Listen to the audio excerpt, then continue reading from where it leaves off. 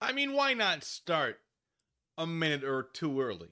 I think it's 1 minute early. Hi, folks. Another unannounced stream. Hey, I gotta get this done. And here we are. We're gonna do it. So, as per usual, first 10 minutes, just gonna be letting people come into the stream. If there are any audio issues, let me know, because I will not know until you let me know. There will be a delay between when I say things and when you see things, or hear things, or experience things. So if something happens, and you're in the chat, and you're like, why isn't he paying attention? If it hasn't been 20 seconds, I probably haven't seen it yet, because it hasn't popped up. Or one of us, because of the delay, it's a whole thing. Math.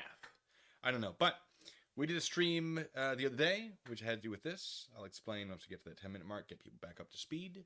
But until then, I'm going to sit here and sip on my sparkling water. Hello. How's it going? How are you doing?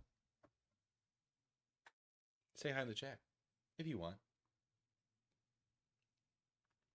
How's it going, Angel Booster? And Stroke Salter? How's it going? How you doing? Anything new? Anything exciting? Hasn't exactly been very long. I'm spending this weekend getting some stuff done. My squeaky, squeaky chair. I was going to unsqueak it. I have some... I don't really know what it is. Lubricating compound, but I'm pretty sure I have to take the chair apart to do that. So, I haven't got around to it. A long time. Hello, Lisa. Hello. I'm going to warn you guys, if you weren't here for the last one, it's going to be a very boring stream. This is not exciting stuff. This is... It's unredacting declassified FBI documents that have to do with UFOs, which is very exciting until you're like, oh, the actual work involved. I enjoy it. It doesn't make for good, whatever this is. So, I apologize, first of all. Well, Judy, I put it in the Discord 10 minutes ago. And also, I haven't gotten time to fix the chair. So, it's very squeaky. Still, as always. I do love this chair, though. Look at this chair. Look how good that chair is. I don't know if I spent money on this chair. If I did, it wasn't much. Good chair. Did a lot of Facebook Marketplace browsing. I still do. But now it's for things that I won't own. Like big boats. That's more for fun than anything. Yeah, see? Lisa knows. How's it going, Kismet? I feel like it's been a while. Unless you were here last time. In which case, I'm sorry. Not noticing. Yeah, so part of the problem with this is I have a lot of context to this that you do not have. And I don't want to give you all the context because I want for like the real videos, the scripted, edited videos, which this is hopefully going to be at the very least B-roll footage for. And I have to do anyway for the videos to finish the script. I don't want to give it all away. I want some of it to be a surprise. So I don't want to give you all the context. So we'll be going through things. And I'll be like, oh, yes, this is this, this is this, this is this. For example, I'll show you what we did last time. If I can find my... There we go. So this has to be Kenneth Arnold of Boise, Idaho, probably. Based on the context clues, the things I know. Fred Krisman, Harold Dahl, Kenneth Arnold, Ray Palmer, Fred Krisman, Harold Dahl, Kenneth Arnold. Based on the context clues of what's in there. And then also what's in Kenneth Arnold's book. Kenneth Arnold, of course, if you were here last time, he's... this guy. Can you see? Well, you can kind of see. I can give him a little scooch down. He's this guy. He's a pilot. He saw some stuff. He was like, I don't know what this is. I should talk to my pilot friends about it. And then the word got out. What he saw was the first recorded sighting of a flying saucer. What we now think of as a flying saucer. Although it wasn't shaped like a saucer. Didn't stop everybody from thinking it was. It moved like a saucer skipping on water. That's how he described it. And then the news is like, flying saucer. He's just like, no. We'll get into that once we get the 10-minute mark to explain that better. Wes Jones. Oh, I'm so glad we get to play this game. Oh, which one is it? It's this one. Hopefully the music works. Wes Jones, 007, says, no need to pretend to be a private investigator anymore, huh? Well, I'm not a private investigator anymore. But I was one, and it's documented. The proof is out there. It's actually, I think I have that on a pin on my wall. So why are you really here, Wes Jones? I thought it would take fewer streams for this kind of thing to pop up. Explain yourself. Wes Jones, if this is boring, you are free to leave. But if you want to distract people in my chat, I can assist you with that. So you can watch, you can have fun, you can join in. Or I can assist you somewhere that you're probably going to have fewer problems.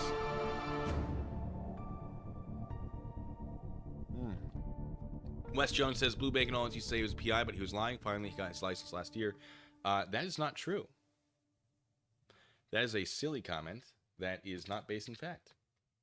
In fact, you can check the licenses. It's public. And you will discover that that is not accurate. Weird. I'll give you one more shot. One more, Wes Jones.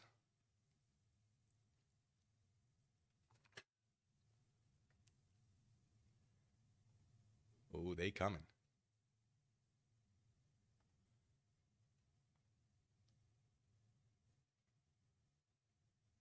Who's the guy? Mrs. Tom? Hey, it has been a while, hasn't it? Hi.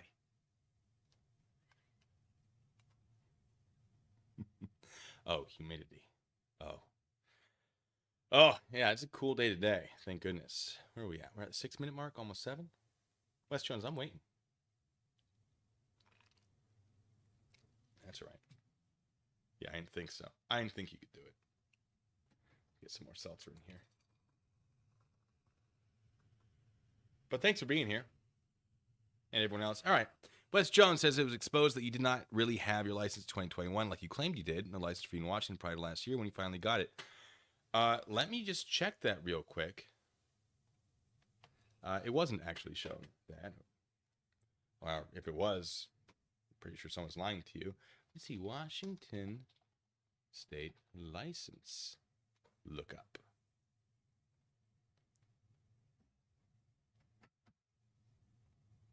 Select profession. Let's see.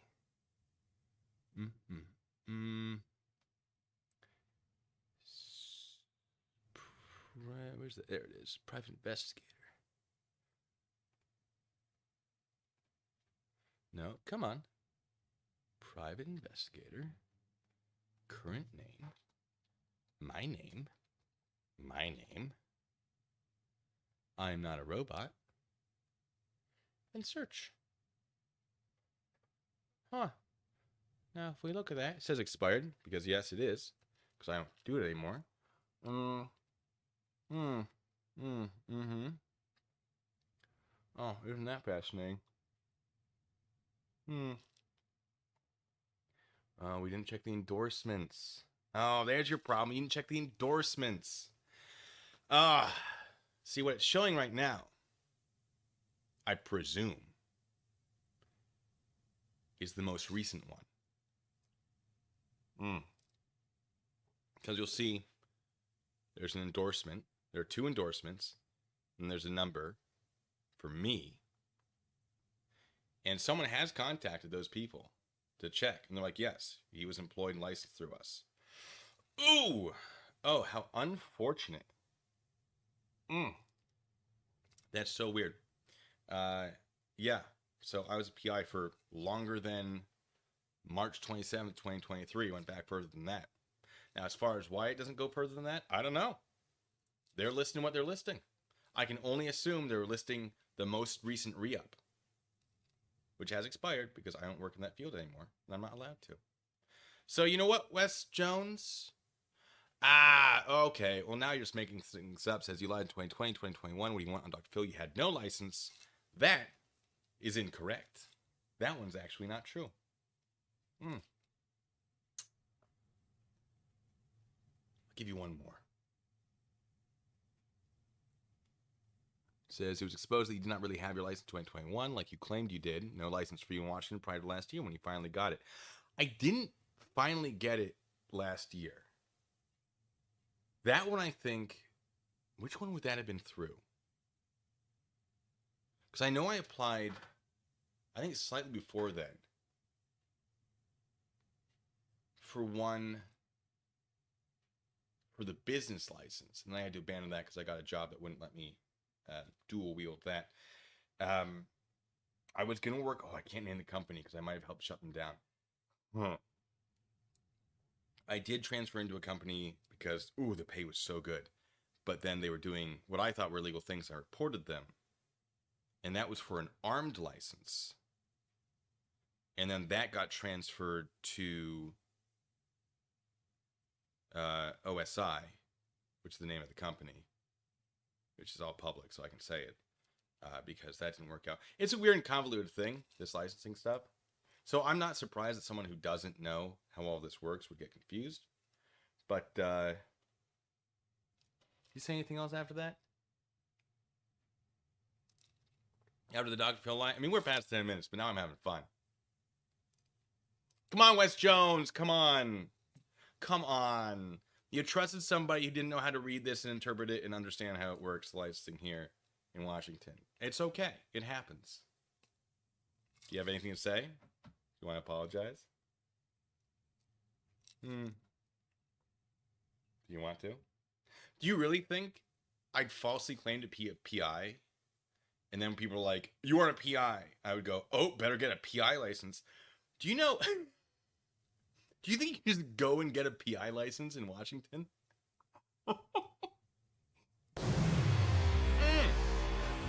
Stroke Salter, thank you. Stroke Salter using their member super chat. Says, so happy you're back streaming again. I'm having fun. D Society says, hi, Blue Bacon. I am Wes Jones. You blocked me for making any other comments. I haven't blocked anybody. I haven't done anything. Mods, did anyone block them? Are people just here to make things up? We've seen my hands this entire time. There's D Society. You never had a PI license until last year. You lied about it and now say we don't know how to look up your licenses. No, you know how to look up the licenses. You don't know how to read what that looks like. That's what I'm saying. What it's showing under my professional license is the most recent one that was active. I presume it's not showing all of the ones that were ever active, but it does show that I have associated licenses through 2 different companies. Do we maybe think that I was licensed through those companies under an umbrella license, and that might be part of it? Do we think that B, let's logic through this. For this to be true, I would have had to have worked for 2 different companies within that year, which would be weird, right? Like, I'm not saying that couldn't happen, but that seems odd. Second, we know that people have reached out to one of these companies to check, and they have been like, yes. And we know that because a Mr. Jose de Castro, I believe, reached out to them. They told me about that because I told him that he was going to do, or I presumed he was going to do that. So he knows that that is not true. He's the one that's spreading that misinformation. As far as I'm pretty sure. Well, no, it doesn't matter. You're not here for facts, are you? So D Society, you worked as a photographer at a company, but we're not a PI. What? No, I was surveillance specialist or whatever they called it there. That's a PI. I documented activity through recorded mediums or media as part of private investigations work. So there are a couple things. I mean, there are a lot of things you can do as PI. You can do more security related things. And I've done that with a PI license. I've also done that with a security license, armed security. I've never been an armed PI. I put in for it as a business, but then I had to drop that, unfortunately, which is a shame because it's very expensive to put in and file all that stuff. But the first company I worked for, I followed people around and basically filmed them. And it sounds terrible to say this, I basically stalked people professionally.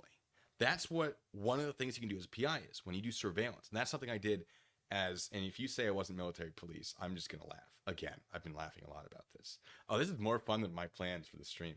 So one of the things you do for surveillance is you follow people and document their activities. And that's what I did. So you had sort of two groups. You had the one which was, with the PI license, you can get access to a lot of databases because you have a license, you have insurance. So if you do something wrong, you can be, you're basically signing up to be liable. It's a whole thing. That was part of the team for that company. I was their boots on the ground. I was not just a photographer. I was, more accurately, a filmographer. I remember, someone did call me out for that. I was like, oh, that's not PR work. And then people from their own camp were like, oh, buddy, actually, no, that's definitely part of it. What did I miss? They contracted to people to take photos, but you did not have a PI license. Incorrect. I was an employee, not a contractor. And that's not how that works. Because if you are engaging in the functions of private investigations, which, fun fact, it's statutorily outlined, then yes. So crazy. Stop trying to spin your resume. You never had a PR license in Washington until 2023. Well, why would I lie like you are? Why would I lie to people about that? You're the one who's saying false information, which has now been corrected. Why would I stop telling them the truth? That's what I want to know. I'm not spinning my resume. I'm explaining what I did because you're wrong, so that you can better understand your error. That's what I'm doing. What else is he saying? You were also a stalker on your channel. I shouldn't let you keep going, but I want you to explain that. How have I stalked anybody on this channel? Chat, I got caught lying. Not about that. I lied about what my actual name was to buy me time to contact my family and say someone who had communicated what I interpreted as death threats might be reaching out to them, and they should be aware and take appropriate precautions. Actually, the death threats came afterwards. Before I reached out to before I got a response. Well, it's a whole thing. It's a convoluted story. A person that I was not surprised issued what I interpreted as death threats. So I lied about my true name to buy time. That was the lie. The rest of it, not a lie. Lied in 2020 on Dr. Phil. Lied about your name. Lied about my name, yes. Dr. Phil had my true name. They had my social security number because they have to pay me. Taxes, all of that. I asked if I could use a pseudonym, and they went, that sounds great. We do that. I don't know if they said we do that all the time, but the feeling I got from their response was that this was not uncommon. They were very happy and offered zero resistance to me saying, can I use a pseudonym? They went, yeah. Yeah, that's not, we absolutely. So even on like my dressing room, so you kind of have a dressing room, it had James, because my undercover name back in the Army was James Fulner, and I was like, oh, I could just keep using that. Chili said he was going to sit on your couch, and you sued him as if it was a death threat. Oh, buddy, this is how we know. Or this is an indicator that D Society is just making stuff up. I never sued Mr. Jose de Castro, not once. He said things along the lines of, well, the sitting on my couch, he'd have to break into my home to do that. That's his own concern. He said things along the lines of an opinion, allegedly, my interpretation of, et cetera, et cetera. I could pull it all up, actually. It's in the document the judge confirmed was harassment to the degree needed to get an anti-harassment order, ladies and gentlemen. It was, we can settle this, basically, if you let me beat you up, which is problematic. And he also said, there are people who want to harm you. I've given them your address. Look out the window. Are any of them there? You're going to need to get your friends involved. And now I'm paraphrasing. You better be armed. And so all the things he's saying is he's implying there's an imminent threat that would require me to defend myself from it with deadly force, suggesting that the threat itself was deadly. But was basically what he did was he established the threat of imminent deadly force against me. I don't know that he meant to, but he met the elements in my trained and professional mind. Blue Bacon said he would fight Chili. D-Society, I said I would meet him in a named location. I wasn't going to. I was going to send a process server to serve the anti-harassment order that had been approved at that point. This is already all been discussed. I'm sorry, chat, if this isn't what we're looking for. I'm having more fun with this. I'm giving D-Society all the chances. I don't know where the other one went because I definitely didn't block them. I do intend to block D-Society. You literally said Chili was coming after a guardsman. I don't believe did I literally say that? And in what context? Because you've already gotten many things wrong. I don't think we can trust you on you literally said anything. Come on. You said you challenged him to a fight. Speaking of literally, I just explained that to you. It was to get him into a place where I could serve him papers. Or have him serve papers. And you blocked me. With what hands did I do that? Am I blocking with my feet? No, I'm using my foot pedals. That's what my feet are doing. I don't think I have the maneuverability or dexterity in my feet to block you. Why would I block the other one but not you? This is, let me show you. This is seltzer. Oh, I'm spilling. And ice cubes. Yes, I'm drinking water. I'm drinking water. You're trying very hard. Maybe your dad needs to psychoanalyze this. I can't afford him. He's, turns out, kind of a big deal. Real nice guy, though. Like, genuinely. What a great guy. I have a great dad. I love my dad. Hi, Dad. I don't know if he watches this. I was raised by wonderful parents. I came from a very solid and stable home. I was very lucky. I had a lot of opportunities other people didn't. And look how I'm wasting them. I'm just kidding. No, my dad's great. Do you want me to post to Reddit the proof that you were never a licensed PI? I suspect you'll be able to post the proof that the Washington Department of Licensing is only showing the license that was acquired in 2023 and not the stuff that existed before then. I'm not in charge of you. That's not proof. That's evidence that that was one of the licenses I got. I presume that's evidence of the most recent one. If there's supposed to be more, I genuinely don't know where they are. I assume because it was COVID, and I've brought this up before as a theory as to, because I don't know. I'm not in charge of the licensing office. I don't work there. All I know is I did the work and I was licensed. But my presumption, and I have called them, my presumption is COVID was a thing. And if it's supposed to be there, it got lost in the sauce. I promise you, when I called them, they just went, don't worry about it. It's not going to matter. So I treat it like it doesn't matter. Unlike this guy. What, D-Society? You say I'm not saying you're, well, I'm saying that now you are intentionally getting information wrong. Which I would argue, if not lying, is deceptive. Or, not something I'd want to, do outside of protecting my family, for example. We are at the 23-minute mark. We should get into this. I got to do some stuff. So, let's do this again. Oh, Ice Blade, just in time. We're going to have a bunch of noise. So, hey, D-Society, thank you so much for trying. Didn't work. Better people, I presume, than you have tried and failed before. So, don't feel bad about it. But, unfortunately, this is a place of facts and friendliness where we can all get along and learn things. And I think that you are not here for that purpose. And I think you are intentionally providing this information. So unfortunately, you had your fun. I let you have a solid at least 10 minutes.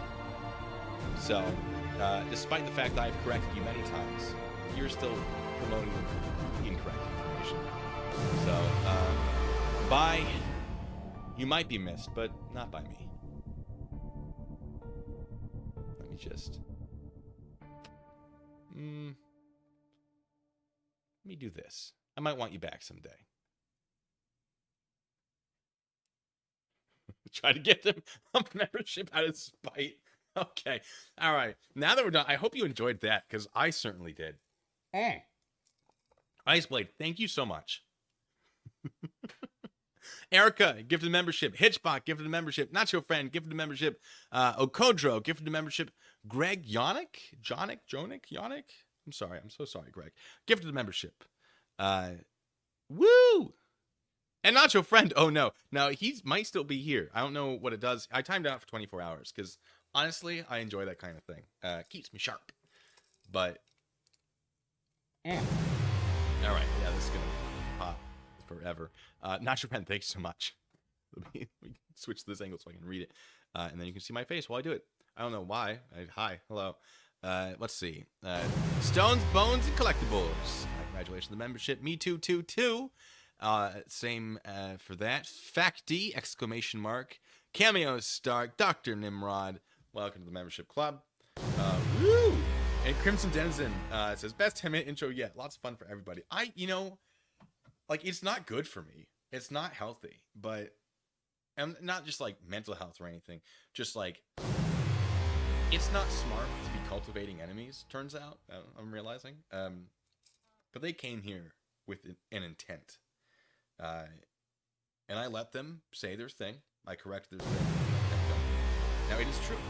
If you go to the Department of Licensing page for Washington professions.dol.wa.gov, you can look at my name. And it says that my license, number 2300927, is expired. It was first issued March 27th, 2023. It expired March 27th, 2024. I allowed it to expire. Now, I have two associated licensees, meaning I was licensed under them. Marshall Investigative Group and Olympic Secure Investigations. Now, Marshall, that's why I did the professional stalking, which it sounds terrible, and I'm sorry if anyone who has like been the victim of stalking, if that upsets them. It's just the easiest way to describe it is I followed people around, try not to get noticed for usually 3-day chunks, sometimes more, sometimes less, depending on what the client wanted. I did that for them. That requires a PI license or to be licensed under an umbrella agency. All I know is that the paperwork was signed and dealt with. If it's not there, it was smack dab inside COVID. The reason I went into PI investigations, I was working security for Gavin DeBecker and Associates, which was a wonderful company. The problem is COVID affected their business model quite a bit. They made a lot of changes, and I put my resume out because the changes were they made sense, but it wasn't what I was looking for professionally. Love that business. Great. If you're looking for work, if you're like a veteran, if you're getting out of the army, if you're looking for something, look into them. I liked it. I enjoyed it. But ultimately, totality of the factors, the circumstances, whatever. I put my resume out. I got contacted by my Marshall Investigative Group. We talked. They made an offer. I counter-offered. They accepted. I started working for them. This was, again, in like when COVID was at its worst. When a lot of government agencies, for example, Department of Licensing, was not fully staffed. And so if there was supposed to be something in there, and it wasn't, I don't know. Now, I did find out about this later, that there wasn't like they didn't show all of them. And I contacted them. I went, hey, what's going on here? And they went, don't worry about it. It's fine. It's not like, it's probably just whatever it would be. There's a word for it. I can't remember. So I was like, cool, I'm not going to worry about it. But then people like D Society are like, you never had a license. I don't know what to tell you. I don't. If you think I have committed a crime, report me. Maybe if I have, great. That's how it works. Call up the Department of Licensing, say these things. Sorry. But I called them myself, and they went, don't worry, it's fine. Now, I left them. That's when I went back into school. I was like, I've done everything else security related. I haven't done IT security. There's a lot of money in IT. that feels like, I know some things about computers. I'll go into that. And while I was doing that, got sued. For some reason, the society thinks that I sued Jose de Castro, which is not how that worked at all. I don't like that. Blatantly wrong. The rest, I can understand this. Why someone would be confused. I never sued him. He sued me. I got a protection order against him after he made some very concerning statements that the judge had zero questions about, turns out. So yeah, yep, that is harassment. So, at that time, I needed to find another job. I was applying to other PI things that, a lot of PI work is not good money. And OSI is a small agency that they're part of, they were building like a network of agencies. So, because sometimes you have a lot of small agencies and departments. Sometimes that's all you need. Sometimes they did a lot of security related stuff, and so sometimes you got to pull more people. And we were talking, and they're like, if you get your agency license, you can be part of this. And we're talking somewhere between $40 and $70 an hour, depending on the job, which is really good. The problem is, can you get the work? Which is why they were building this network, which was kind of genius. Of like, you'll always have work because someone will always need an extra body. You just have to travel a little bit; it'll be fine. And I was like, cool. And then I got hired by my current job because I applied as a long shot and got it. It's such a good job. I love that job. And they seem to like me. That's great. So I ended up withdrawing my application to the agency. And that's what we see here. We see a bunch of stuff. I don't know why it doesn't have the previous few years. But maybe that's normal. Maybe it's not. Don't know what to tell you. So I've explained that many times. People still get it wrong. So I'll explain it again because I assume it's probably just people not hearing it the other 5 times I've explained it. But it's fine. What have I missed? What's going on here?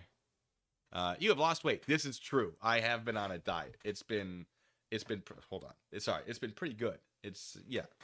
Really, it's calories in, calories out. It's that simple. The difficult part is food prepping, which it's not that difficult either. It's just you got to remember to do it. And then not get tired of the food, which fortunately I haven't yet. It's great food that I've discovered. Hitchbot asks, is it really you cultivating enemies when they come to you uninvited? The way I see it, they can come correct or get corrected. I see, that's my mentality too. But really, the smart move would probably be just ignore them. Just whatever, right? Because all I'm doing is, am I encouraging them to bring friends next time? I don't know. Also, for them to go, you blocked me. No, I didn't. I believe I only have one excuse me. I believe I only have one moderator in here who also says I trust them more than I trust D Society or the Jones whatever, that they didn't block him. So I think the individual, if it is the same person on both accounts, I think they just anticipated being blocked because I did the music and the lights and the whatever, and they just switched to a different account and went, you blocked me. When in reality, no, I didn't. Their comments would have disappeared. And maybe they did. I didn't make them disappear. So anyway, did I anything else? We got to get into this. I just spent half an hour going through that. Oh, it's fine. Linux guy says, it's amazing how you just pick up an instrument or art medium and knock out something good right away. Well, thank you. It's so practice. When you're a kid and you have nothing but free time, it turns out, which I had taken advantage of that more.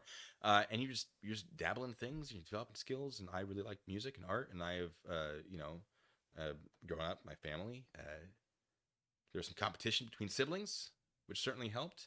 And I grew up in a very stable and loving home, which helped me develop or gave me more opportunities to develop certain skills.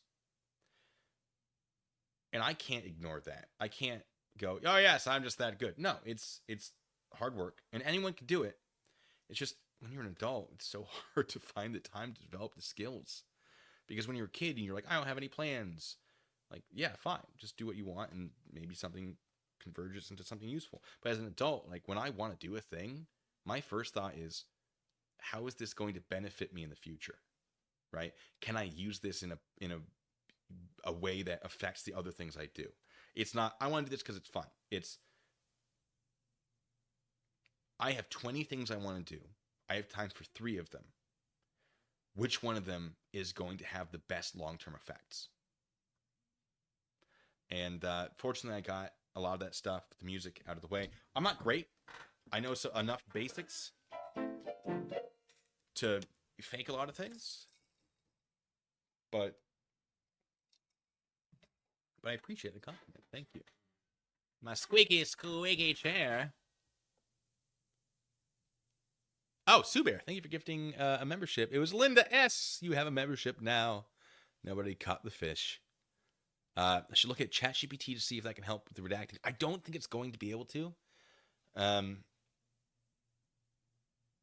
Also, I think I know more about this than ChatGPT does. I don't trust ChatGPT to be able to do this effectively. But if we get into this, folks, let me explain this if you don't know. So we have Kenneth Arnold in 1947. All of this is 1947. In June, I think, end of June, he saw 9 strange aircraft going at speeds that should not have been possible. They were moving like a saucer skipping on water. And then newspapers were like, oh, mystery discs hurtling in sky, and mystery discs draw government attention, which led to discs not Russians, and Army denies discs theirs. There was a lot of disc stuff, because everyone was like, oh, flying saucer. Saucer is a disc. These are disc shaped. When in reality, no, they were, let me zoom. I'm in the way. They were not, you can't see it very well. They were that shaped. It's mirrored. You can't see it very well. I don't know why I tried. They're sort of, come here. Over here. Yeah. They were like, bloop, boop. They're not saucer shaped. Maybe. So, Kenneth Arnold is like on record going, no, you're all wrong about the shape. Like, nobody cared. And everyone's like, oh, it's discs. Ah! And then every time someone sees something weird in the sky, they're like, it's a disc. When in reality, I have a thing over here where it's like, no, geese.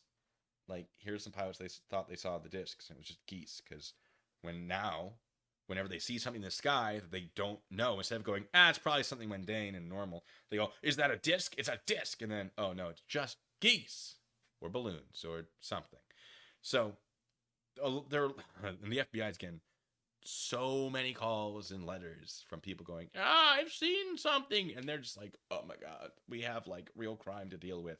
Like the mob, it's the 40s. The mob's probably doing something around then, I assume. Like, they're busy.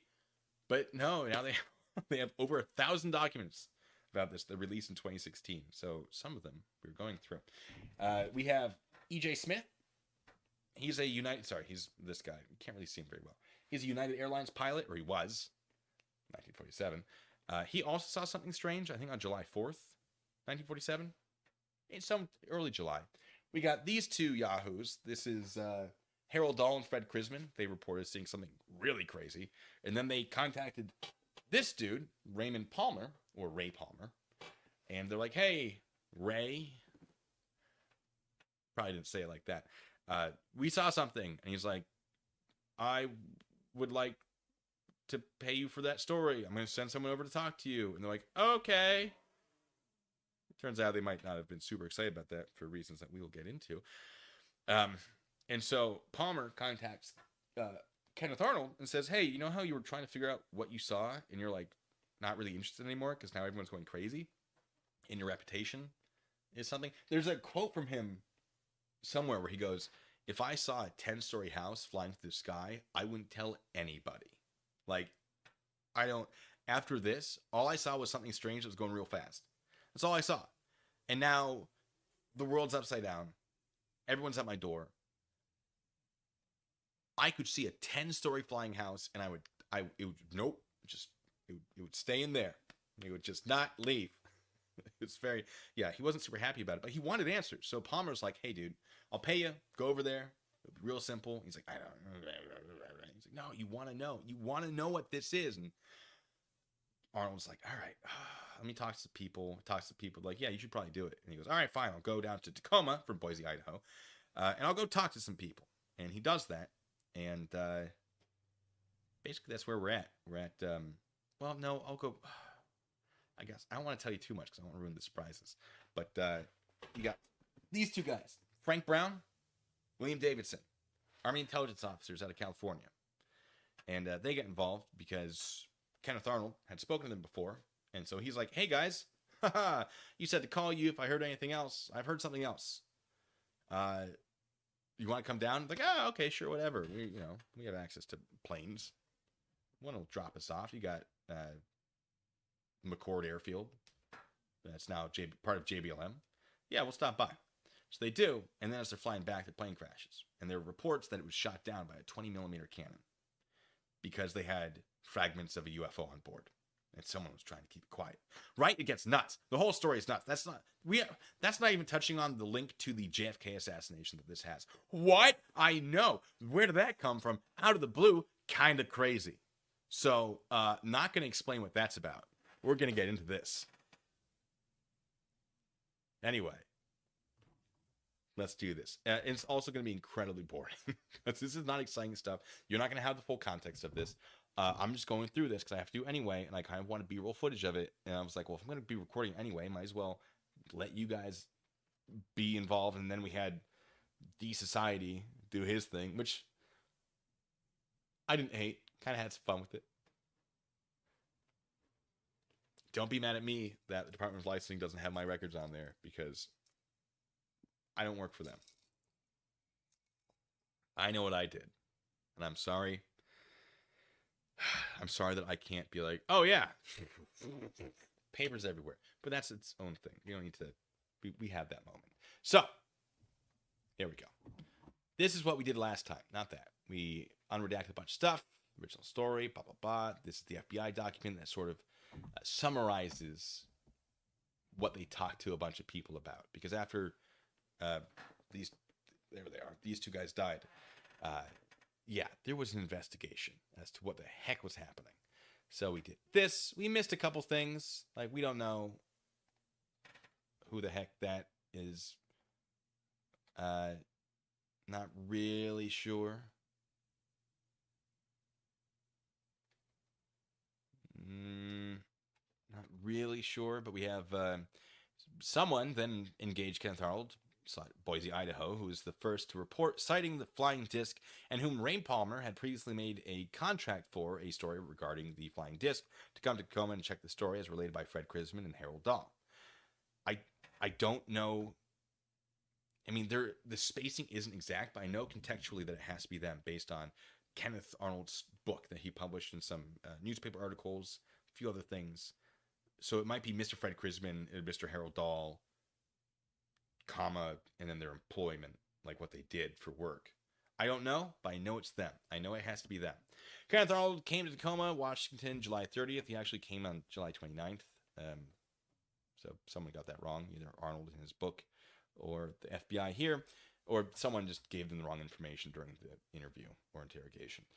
And arranged for a meeting the following day, July 31st, with Fred Krisman and Harold Dahl in his room, 502 Windsor Hotel, Tacoma, Washington. Kenneth Arnold also called to attend the meeting Captain Emil J. Smith, or Emil? It's probably Emil, isn't it?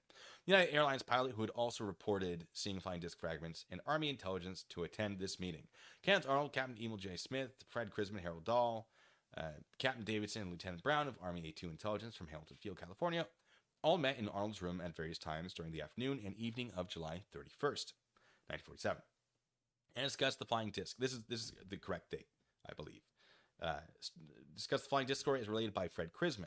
The Army intelligence officers, Captain Davidson and Lieutenant Brown, left about 2 a.m. in the morning of August 1st, 1947, to return to Hamilton Field, California for Air Force Day in a B-25, and were carrying some of the reported disc fragments.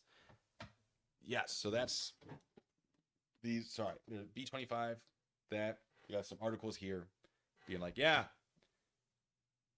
2 flyers died after getting data on discs. I do have an article that's not up there that's like, first and last flight for Army something or other, because like, for one of the guys in the plane, he was just like hopping aboard to get to Texas. He's like, yeah, I'll get to California. They are based there, and they'll fly me elsewhere. And we still have that kind of thing in the Army called Space A flights, basically space available flights, I think is what it stands for, where it's a free flight, because you have military planes going to all these different bases. And if they have space available, sometimes you can get on. Sometimes they're very nice flights. Sometimes they're cargo planes. So, but it's free. It's free, and you don't get to schedule it necessarily. It's you give them like a chunk of time, and within that chunk of time, they go, now go. All right. So I've never done it. I hear good things by people who were in positions where it made sense to do it. So, anywho, let's see. The left engine on the B-25 burned an exhaust stack, which turned, and it was like a recently upgraded plane, so I guess something was just not installed correctly. Burned an exhaust stack, which in turn caught the left wing afire, the wing subsequently breaking off and tearing off the tail. B-25 crashed, killing Captain Davidson and Lieutenant Brown. However, the crew chief and a hitchhiker, that's the guy I was talking about, like the Space A type situation, parachute to safety. Intelligence officers at the Court Field, Washington, advised that there was no indication of any sabotage. The plane crashed at Calzone, Washington, approximately 2:50 a.m., August 1st, 1947. Now, this is where we start sort of losing who is doing what.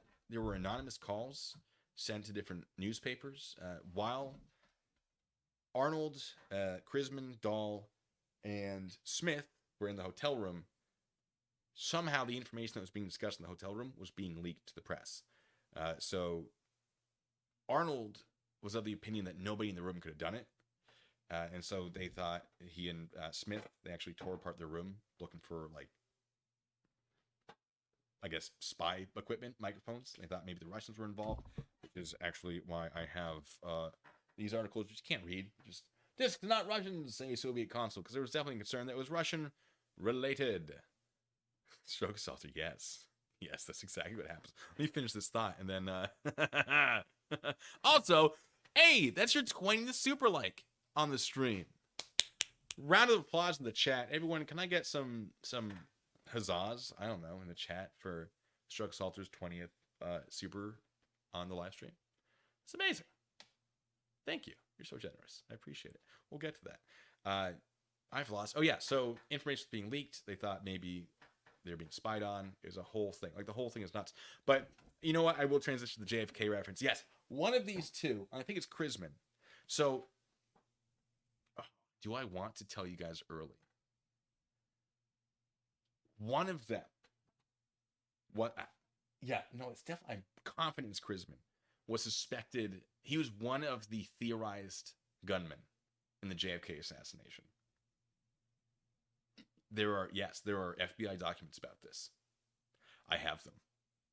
They're not even redacted. They'll be making an appearance in the main videos that I'll be making. But yeah. This also, if you don't know, this is the first recorded incident of Men in Black encounter. It has it all. This story has it all. I thought it was gonna be a tiny little thing like, yeah, it's just airplanes on McCord Airfield, which is now JBLM. But no, it's not. It's not that. I think I've solved it. That's the whole point. I think I've solved. First of all, I think the big Maury Island thing that, like, all this is about for the most part, that these two guys sort of started, I think that's a hoax. I think it's all made up. The thing that inspired them, it would appear, was this guy's sighting. I think this was real. I don't think it was aliens. I think I've solved it. I think I know what it was. And that's what this is going to be building to when I make the full, like, multi-video series. So, my squeaky, and hopefully I'll have my squeaky chair fixed by then. Again, ladies and gentlemen, because I was accused of drinking again. I am drinking. It's water. Well, it's seltzer. It's fizzy water. It's carbonated water. With ice cubes. I'm fancy.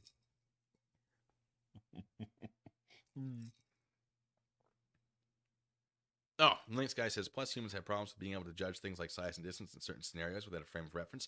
That's the thing, though. Lynx Guy.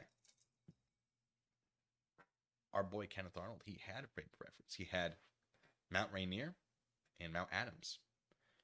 And he believes, I wasn't there, that he saw these 9 aircraft fly behind one mountain and then behind the other. And he timed it with like a stopwatch or his plane clock or something. And so you know the time, you know the distance, or you know the distance, you know the time it took to cross that distance That gives you velocity, because velocity is distance over time, I think. And it gave him a speed of about 1,400 miles per hour. Nothing in 1947, other than missiles, which this did not appear to be, still doesn't, could go that fast. I don't think the speed of sound was broken until later that year by a manned aircraft. And he also says the way these were flipping and moving, like a saucer skipping on water and flashing and rotating and whatever, human couldn't have survived. So it would have had to be unmanned or not human. And so the general thought is missiles, except there were no missiles that would have flown like that at the time, because it appeared they were flying in a line, almost as if, like he says, the tail of a Chinese kite, which would suggest that they were tracking something together in a line, or they had some sort of onboard flight navigation system. Nothing at the time that I'm aware of would have had that. Later, yes, there were missiles that could have flown that far, that fast, but not with any kind of guidance system. Not yet. So it doesn't, and like, you're like, oh, well, yeah, it would have been classified at the time. It shouldn't be classified now. Like, that technology, oh, excuse me, sorry. Oh, squeaky chair. That technology is so old. Got my phone here. Let me put that back down. Is old enough now that it should be public. And if it's not, that raises a lot of additional questions of what technology was so advanced in 1947 that is not public. Alien technology? Full circle. I don't think so. I think I know what it was. I'm pretty sure I know. Let's keep going. All right.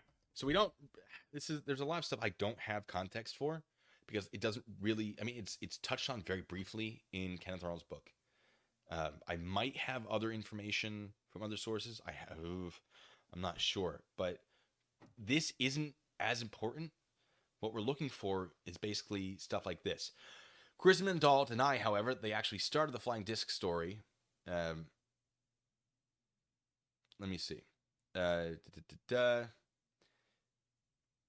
Blank stated that he has never experienced had such pressure brought upon him to release a news story. That he repeatedly advised the Boise Statesman that the story of seeing the flying disc by Harold Dahl, I think that's who that is, was a complete fabrication and should be in no way carried as news story, and refused to furnish any information regarding these reports.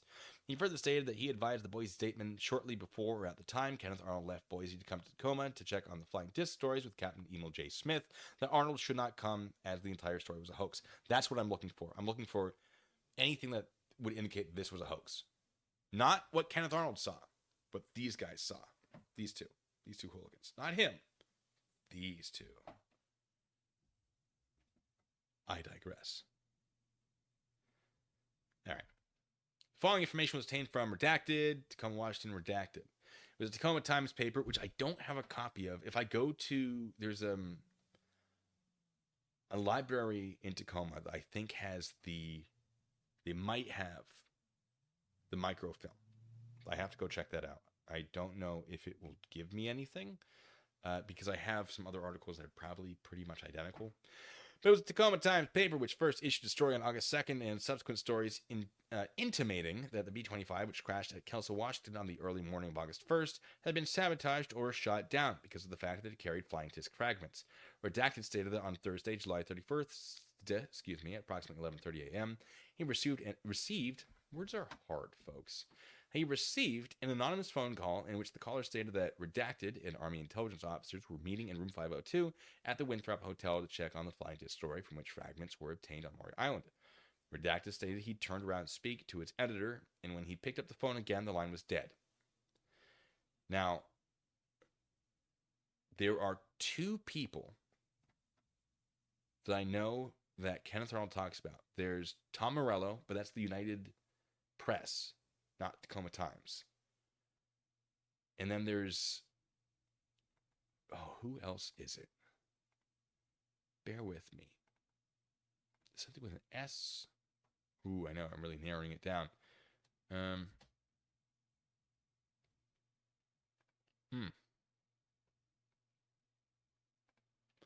Bear with me. I gotta skim through this book. Yeah, real exciting stuff, I know. Feel free to say hi in the chat, though. Talk about Ted Morello of the United Press, not Tom. Reporter from the Times named Paul Lance, but that's a reporter, not the person monitoring the phones. So maybe somewhere in here, there's more. But Ted Morello was receiving phone calls.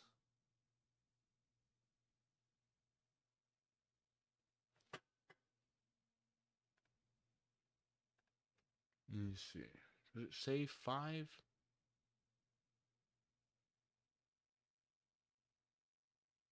No. That might be in there somewhere. This is where we stopped last time. We had the same problem.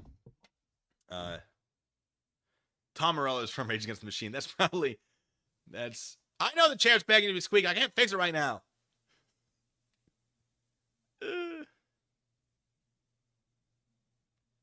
Anyway. All right. Blank state on the Thursday. See, I don't know how much of this is actually going to be useful for the thing. Just receiving phone calls from an anonymous caller. Say that they went. All right.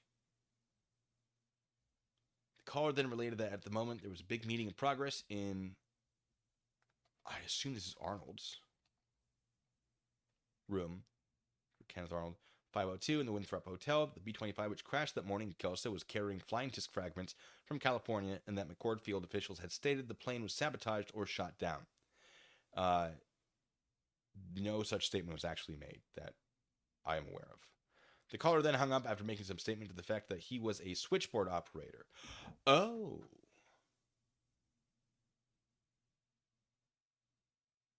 Because we know that someone was calling the United Press. So a switchboard operator could have listened in and then contacted the Tacoma Times. Or it's all the Herald Dollar Fred Chrisman. All right. He's a switchboard operator. Redacted stated he went to the Winthrop Hotel on Friday about noon and found that there was no male operator on duty. He stated he then went to room 502. Redacted answered the door, and that captain... That's going to be Emil J. Smith. Because that's the only captain from United Airlines that was there. Was on the phone. Redacted stated that he had heard Redacted make a statement to the fact that the information must be strictly confidential. He stated that there were one or two others in the room besides Redacted, but that he could not identify them. He stated that Redacted told him he could make no statement and that he had attempted to check the story with various people on Maury Island with negative results. This might be Arnold. He stated about 3:30 p.m. Friday, he wrote a story regarding the mysterious informant. Oh, I don't see what it's hard to tell who they're talking about. His hotel room, saying that he had written the story and Redacted had better check it. He stated that he talked to Redacted United Press wireman Tacoma, which might be Ted, who advised that the story sounded fantastic. Redacted stated that about 5:30 p.m. Friday, August 1st, an anonymous caller called Redacted. The Redacted, I know, a lot of Redacted. It's very exciting stuff. Saying that Captain Davidson and Lieutenant Brown were the intelligence officers that were killed in the crash of the B-25, and that civilians and the sheriff have been kept away from the wreckage with the Army guarding it. That's going to come up in my main video. That's exactly normal. It doesn't matter if it's UFOs or not. If a military aircraft goes down, civilian law enforcement don't go near it. There are a lot of agencies locally, because near the base, that in their policies have a thing saying we acknowledge and understand that we will back off the scene upon once military has arrived and orders to weigh. Just in case there's classified material that is on the ground, we will not take crime scene photographs. If we do, they will be turned over to military investigating officials, et cetera, et cetera, et cetera. Like, it's a whole thing. It's not because UFOs, it's because you don't want actual classified information or equipment to be leaked. It's a whole thing.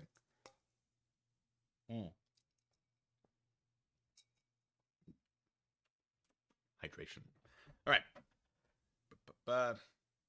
Name had not been released yet by the Army. This would verify his statements. Okay, yeah. So it was being reported to the newspaper, like, these were the officers that were killed.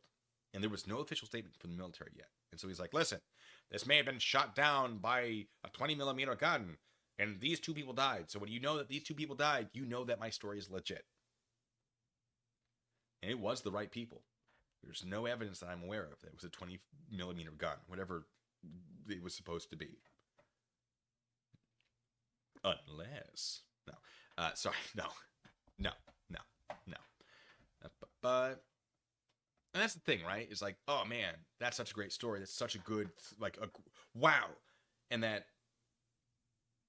you now have to disprove that because conspiracy theorists, like, no, I can say anything that sounds really, really good. Just because it sounds good doesn't mean that the lack of evidence that it's true is evidence of some sort of cover-up. We believe the person who called into the newspaper was one of these 2. They would have known if they're like, oh, a plane crashed. It was a B-25. It was heading towards California. They would have known exactly which one it was. And they could have called the newspaper and said, yes, these 2 intelligence officers are on board. Also, here's a bunch of other stories. With like the high chance, knowing that it's almost certainly the same B-25. Because like, why would there be 2 of them? B-25 at that point, it's not like a super new aircraft or anything. It's well, maybe, I don't know. Like, unlikely at 2 in the morning that would be a different B-25 flying from JBLM, well, flying over Kelso, Washington in the direction of, from McCord Field to Hamilton Field, California. Unlikely it's a different one. Very unlikely. So you could make that assumption if you knew that they were going to be on a B-25 flying in that direction at that time. You could make that call. And they could add a bunch of other stuff. And in some of the writings about this, the story about the facts got weirder and weirder, and it was like proven incorrect.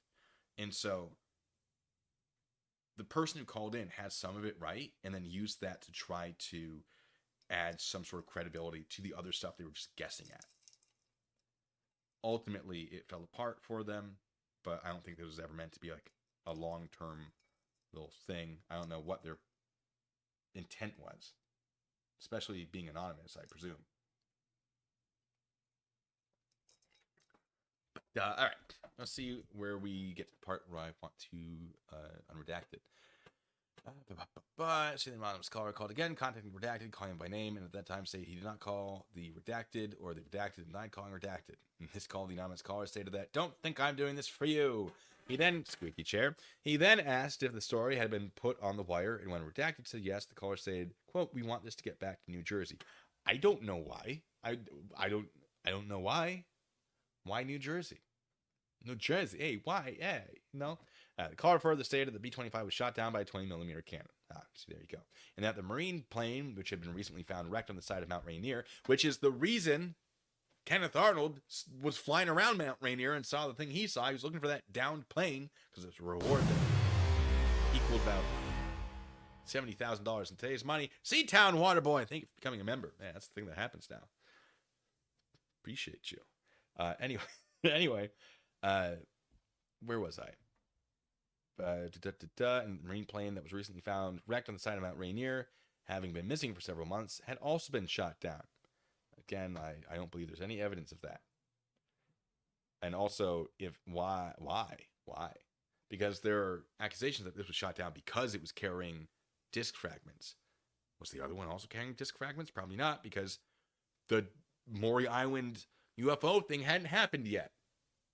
Sorry, it's without context. It probably just sounds like I'm a crazy person, and I am. I see that. I see it. I'm waiting, Touche. I'm waiting. It's about to happen. I'll explain in a moment.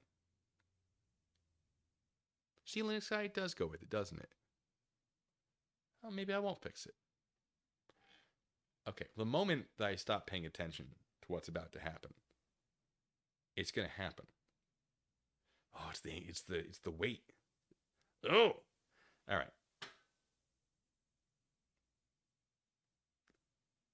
This is killing me. This, come on. I'm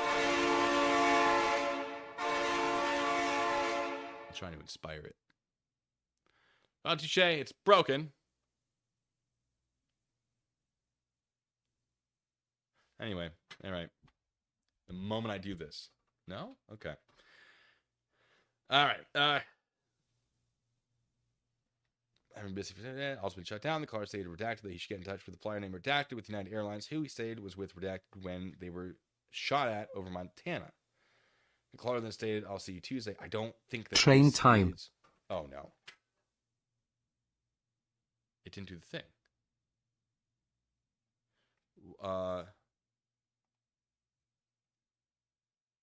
What? It's supposed to do that. Okay. Okay. Okay. For those of you who have never been on a stream before with me, welcome to the chaos. I have the train of truth down there. Oh, I should angle my camera down so you can see it. Let me. And so it has a little envelope on the back of it, and if you ask a question, which Touche is not done, it delivers me the answer, and it might not be right, but it will be true. So it could be a true, accurate answer to a question you're not even really asking. And that's not me, that's the train. Although it's probably me. Neither confirm nor deny, it's classified. Let me move the train back. It's a very convoluted system I have here. Oh. Also, there's nothing stopping the train from running off the edge, and I forgot to switch the directions to run off the edge. I've derailed the train. It's baby, come back.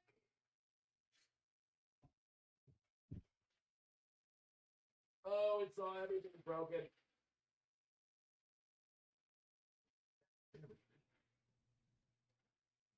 Give you a better angle with this.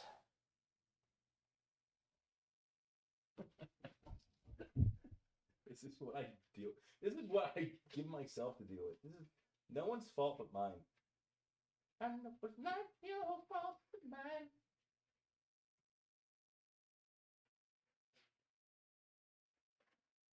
You. Oh, so obnoxious. And Touche knows this.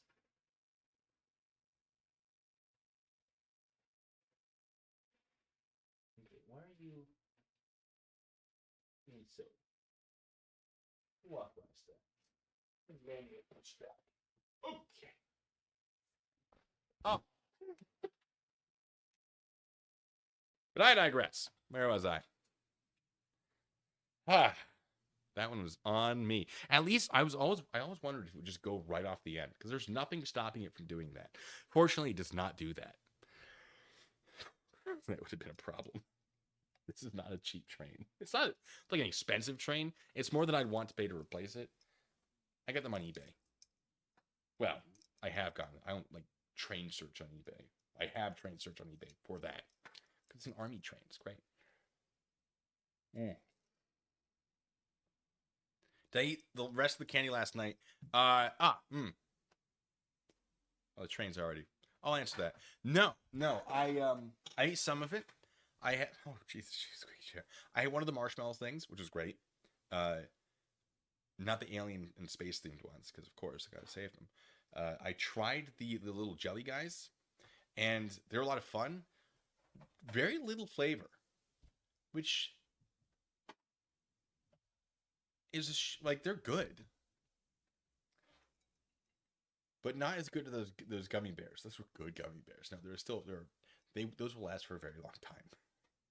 They're very good, very sugary. If you don't know what I'm talking about, there was a stream yesterday where Judy, you got this, and we went head to head on a mystery that we did not know what it was going to be. A little competition, and I of course won. But I think we were all the real winners.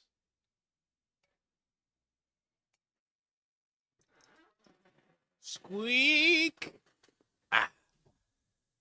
Virgo contributed to the second box. Well, thank you, Virgo.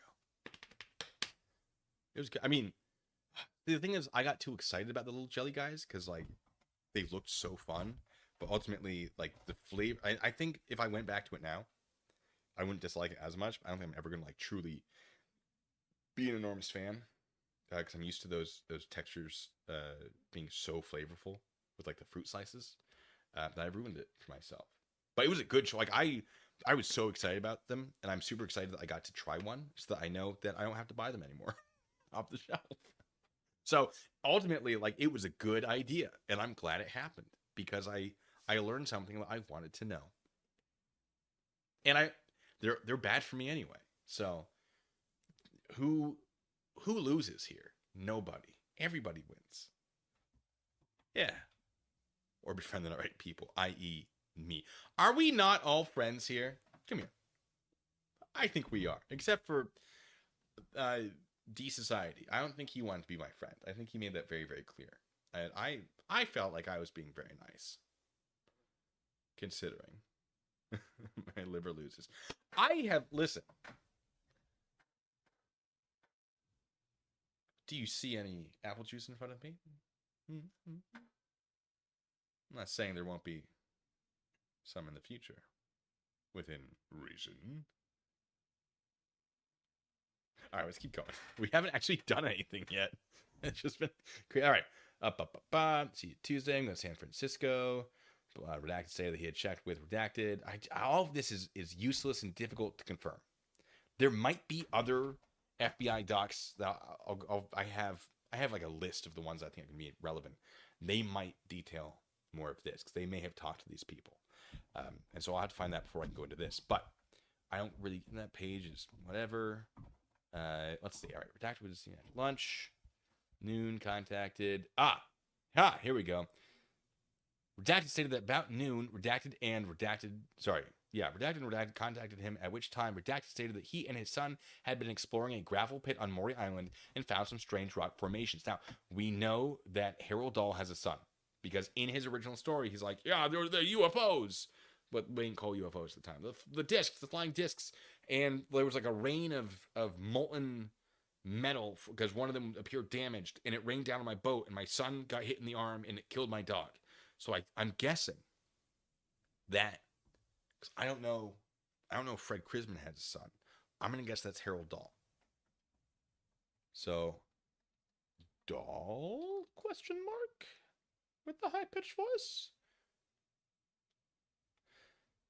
Put it in little brackets so I know that's not part of the quote.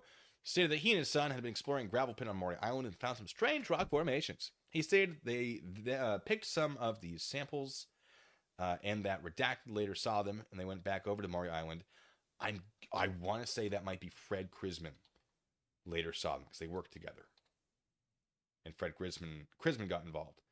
They went back over to Maury Island, at which time additional samples were obtained, and that Redacted sent these to a friend of his at the University of Chicago to have analyzed. Now, I know Krisman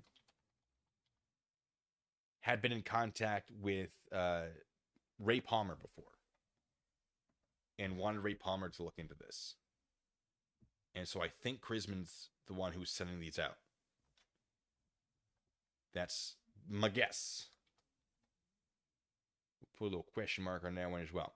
Sent these to a friend of his at the University of Chicago to have analyzed. They stated that they received a report and that apparently this friend had asked a newspaperman to find out where the rock formations were obtained.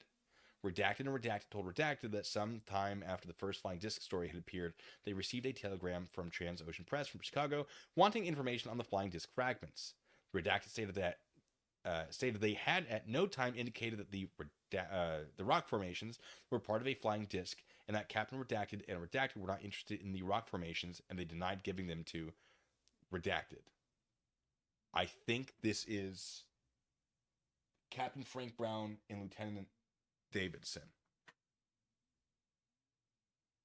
So I'm thinking this is Krisman. Because, listen, so Krisman and Dahl, they told Kenneth Arnold this wild story about like strange aircraft in the sky. And then when they got interviewed by the government, they're like, yeah, we don't know what they're talking about. We never told them that it was strange. We always said it was rock formations, and that's just all it was. And then they started making up a story, and we're like, what are you talking about? And then the government's involved, and we're like, what are you talking about? And then 2 men are dead. What are you talking about? And it's just like, okay, but like there are so many witnesses that you said the crazy story. I think they're walking it back to be like, we're not. These two men died. It's not our fault. I don't know what they were doing. Like Kenneth Arnold's book has so many details that match so many other things from other people. I don't distrust what Kenneth Arnold is writing. I don't believe these two for a variety of reasons. This one was suspected in the JFK assassination. Not that that's relevant. That's actually not relevant. That's not why I don't trust him. I just think it's very funny that no, he lost rank. I think he was a pilot in World War II. He lost rank for I don't know why, but he straight up, and we'll get into this. He straight up contacted Ray Palmer because there was this whole thing at the time, the Shaver mystery, which was this guy who's like, I remember memories of like a past life. The like Tellurians, they live in the center of the Earth because the sun is toxic. The sun used to be a planet. It was like a really heavily vegetated planet. And then that planet's sun died and it became carbonized. And then an asteroid hit it, which ignited it, and that's our sun. And the burning coal from all this carbonized plant matter keeps you alive forever. Like it's like immortality. It gives these rays. However, the coal, I think I'm getting this right. The coal has like burned through, and so the core of that planet, which is like bad energy, is now coming through, and that's responsible for all our sicknesses and evils. And it's a whole thing. And then some of these, I think they're Tellurians. I think that's what the name is. Some of them had like evolved into these like little goblin creatures with ray guns. No. They like lived in caves, and then these other guys had to go into the caves to escape like the evil sun, which is the core of the planet, which is now our sun. I know, it's nuts. And they had all this ray technology that was used for like good, right? Like it just powered everything, it did everything. And these little goblin dudes came, and they're like, we can use this for evil, and then they use them as like ray guns. It's a whole thing. It's a whole thing. It gets convoluted. I've read quite a bit of it, and it never stopped being insane. But people are like, yes, this is so true. We believe it. And I'm getting ahead of myself, but Chrisman actually wrote in. He has an article that he wrote under like as anonymously or under a fake name or something, which he later confirmed was his after someone's like, this is crackpot nonsense. He's like, actually, no, it's real. See, look who I am. And it was like, oh yes, when I crashed in World War II and I had to like hike through wherever, and his story doesn't make sense. I think he's like, yes, my buddy was shot through the arm. I left a dime-sized hole in his arm from these ray guns. We were in a cave. This Shaver mystery is real. These exist, and it's just like your story can't possibly be true because the Shaver story can't possibly be true because the sun doesn't work that way, right? Like. Just the fact that we know the sun isn't that is provable. I suspect. I want it for the video. I want to contact like an expert in suns to be like, could this be true? And then if it can't be true, then anyone else who commented and said, I have my own experiences must not be telling a story that is connected. Maybe it's a real story, but it's not actually connected to this, or it's a fake story because they want attention. Chrisman wants attention. That's my strong belief. Throughout everything that happens, it seems very, very clear that he just wants attention. Dahl, when he's talking to everybody, he's like, you don't want in on this. I'm so sorry. You shouldn't be here. Chrisman's like, no. Let me tell you all about it. Woo! And it's just like, he just wants that attention. And so I think he's probably the one calling the newspapers to be like, woo, attention! Because that's what he wants. It would seem. It's a thing. So, okay, chat. Hold on. L. Ron Hubbard ripped this off. He very well may have. Sorry, this is empty one. This is the full one. Judy is right. The Godzilla movie did prove Hollow Earth. Oh, by the way, I was telling you about this. The Library of the Mystic Arts. Hollow Earth. Can you explain the following? Why does one find tropical seeds and plants and trees floating in the fresh water of icebergs? And we also have to assume that these are true. And then we can explain why that might be true. And also could be tectonic shift or something. Why do millions of tropical birds and animals go farther north in the wintertime? Do they? Now, I don't know why that I mean, I think I could explain that. Not that it's relevant to anything we're doing. Uh, if you're in the South, then you would fly north to get to the warmer climate. So, like, the southern hemisphere gets colder when the northern hemisphere gets warmer, more or less. So, during me being in North America, our summer, the southern hemisphere is in its colder season, I believe. And yeah, so during that winter, if that's the winter we're talking about, yes, birds would fly north to the warmer part. If it is not hollow and warm inside the earth at the poles, I see, then why does colored pollen color the earth for thousands of miles? I don't. Again, we have to assume that that's true. Why is it warmer at the poles than 600 to 1,000 miles away from them? Again, we have to assume that's true. When was this published? 1969 by University Books Incorporated. This might be a first edition. By Dr. Raymond Bernard, A.B., M.A., Ph.D. Made by Admiral Richard E. Byrd in the mysterious land beyond the poles. The true origin of the flying saucers. Baloney. Yeah, if I remember correctly, I've never actually read this, but I've seen people talk about it, and I was like, I had the opportunity to get this for free. I was like, I'll take it. Legally, not like stealing. Sorry, I'm looking at the wrong. Legally, not stealing. No, someone had it, and they're like, do you want my collection? Like, pick books you want, because I gotta give stuff to Goodwill. Just right here, bud. Yeah, it's a whole. One of these days, I should read it. Dr. Raymond Bernard, noted scholar and author of The Hollow Earth, says that the true home of the flying saucers is a huge underground world whose entrance is at the North Pole opening. Dr. Bernard believes that in the hollow interior of the Earth lives a super race which wants nothing to do with man on the surface. They launched their flying saucers only after man threatened the world with A-bombs. It's the whole thing. And it lives there. It's been there for a long time. I've had that there for ages. And before I even thought of this project, I just thought it'd be a fun little inclusion. But Jules Verne, yeah, he had a whole thing about that. He liked, it's a good story. Journey to the Center of the Earth. Sorry, chat. All right, let's keep trying things. All right, in which time I just looked at that. Chrisman, and I'm confident that's Dahl, told, I suspect Palmer, that sometimes one information of the flying fragments redacted stated that they had no time indicated. This might be Chrisman and Dahl. Because it's plural, they stated they had at no time indicated the rock formations were part of the flying disc, and that Captain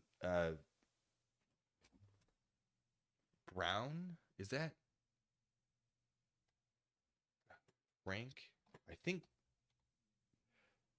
Brown was the captain. And Lieutenant? Maybe they did LT? William Davidson? Maybe it's Will Davidson. Or Bill Davidson. I mean, that certainly could fit. We're not interested in the rock formations, and they denied giving them to Davidson or Brown. Yeah, so Davidson and Brown. Captain Brown, Lieutenant Davidson. I'm pretty sure those are the ranks. Either I might have them mixed up. Pretty sure that's it. They were talking to like Chrisman and Arnold about this, and they was like, "Yeah, tell us what you got since we're here." And they're interested in the story, and then Chrisman brings up like a Kellogg's box, like a cereal box of rock fragments. Goes, "Look, thing," and then all of a sudden, Davidson and Brown are like, "Oh, yeah, okay." Like there was a notable difference in their demeanor. And they're like, yeah, well, we got to go back. It's 2 a.m. And the Chrisman's like running out, like, take the fragments. Like, yeah, okay. And so they didn't actually really care. They didn't really want the fragments. I think it's because they knew it was. And it was just slag from, I'm sorry if anyone gets offended by the terminology, from a processing plant, which is the Asarco smokestack up that you can't see when I zoom in. Yeah, there was a metal refinery. And I think they saw it and went, that's just, yeah. So there are a lot of reasons to believe that's a hoax. And that's going to be certainly featured in the main thing. But again, that I don't think was a hoax. I think that was real. I think I know what it was. I think it's not aliens, but certainly an exciting thing. All right, redacted. Tacoma, Washington, furnished substantially the same information that was obtained from Redacted, the redactor, regarding the anonymous phone calls, blah, blah, blah, received, say further, the first time the call on Friday, August 1st, around 5:30 p.m. At the time, the caller stated the B-25 was crashed. The cousin Washington was carrying just fragments, and the 2 officers killed were Captain Davidson and Lieutenant Brown. Do I have it backwards? Hold on. I'm sorry. Squeaky chair. Let me...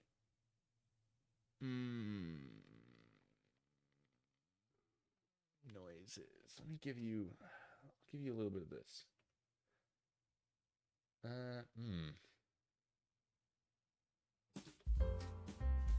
Yeah, I think you guys can hear that. Tell me if you can hear that music, by the way. Lieutenant Brown. Brown was the lieutenant. Oh, yeah, I guess he is. Lieutenant Brown, Captain Davidson. Interesting. Hi, Dead Messenger. How's it going? All right, let's go back into the... Captain Davidson.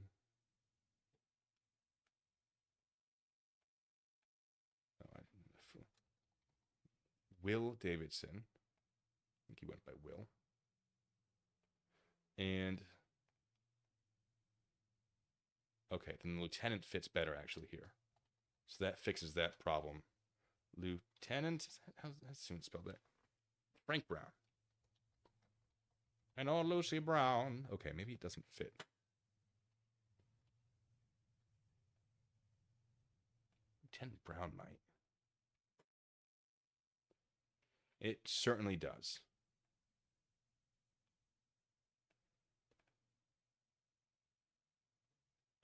But why would you have one first name and not another first name?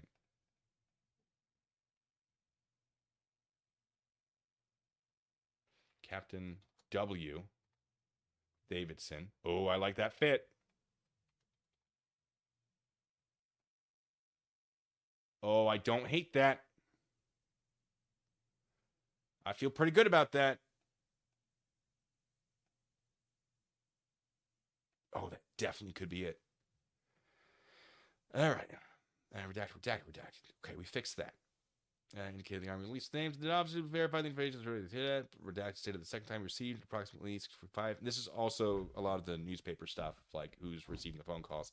I don't know that I have that information, so I can't use it to go, oh, I know who that was. All right, found out that it was Colonel. I have this. Colonel,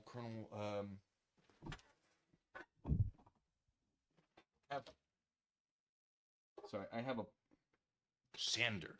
I have a bunch of stuff, other interesting.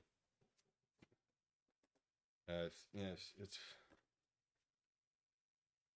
too many hints here. I have some stuff about Roswell that will pop up. So I have, well, it doesn't matter. But I also have this article. Parts of Disk, Common Rocks. And this addresses actually the phone calls.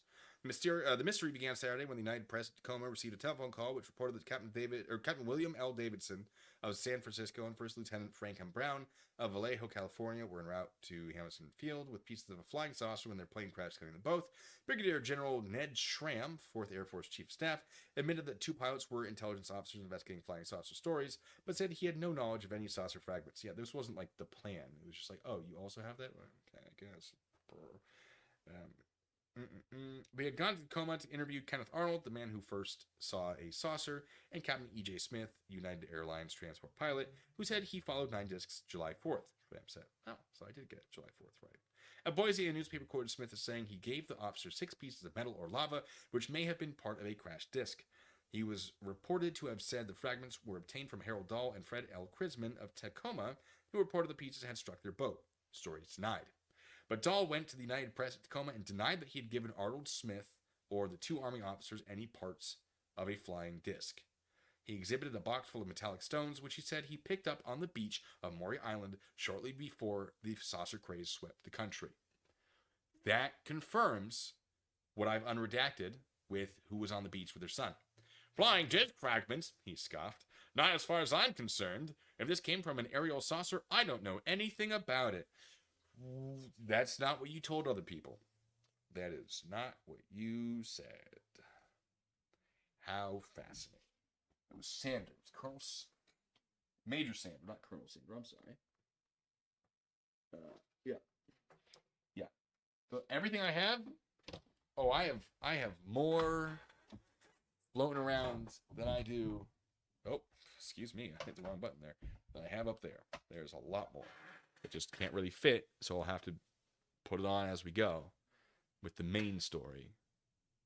And it's going to get real convoluted up there. But by then, you'll have all the other videos to understand it better. This was just like the stuff I would need to explain what we're doing here, if necessary. You know what I'm saying? But, wait, I need to call and interview who? The dead people? Ah, touche, yeah, the Tacoma aroma is real. Because of all the factories back in the day. Yes. Oh, boy. And it's still there because there's still that paper factory. Tacoma, the city of Tacoma has an aroma. It's much better than it used to be. I think they fixed a lot of stuff in the 80s and 90s. It still exists. But what I've been told is that in Tacoma, the soil is so polluted. It's polluted enough from all these factories that you can go to the city and say, I want free dirt. And they give it to you because the dirt they have, like you can't, it might affect how things grow. It might be, dangerous if you have children. I don't know the details. This is only based on rumors I've heard from people who have lived there. But apparently you can just call and say, I would like 1 metric ton of free dirt, please. And they go, oh, okay, yeah, sure. Tell us when and where. And then that's what happens. I don't know. I have no idea. I've never tried. But John and Jim.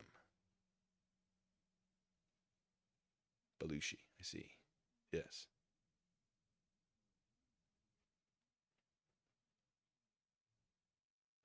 Sorry. Chat. Yes. All right. Oh, wait, no. Colonel. No, because it was Major Sander. Not, I don't know who. Oh, I know. I think I have the Colonel, actually. See, on one of these.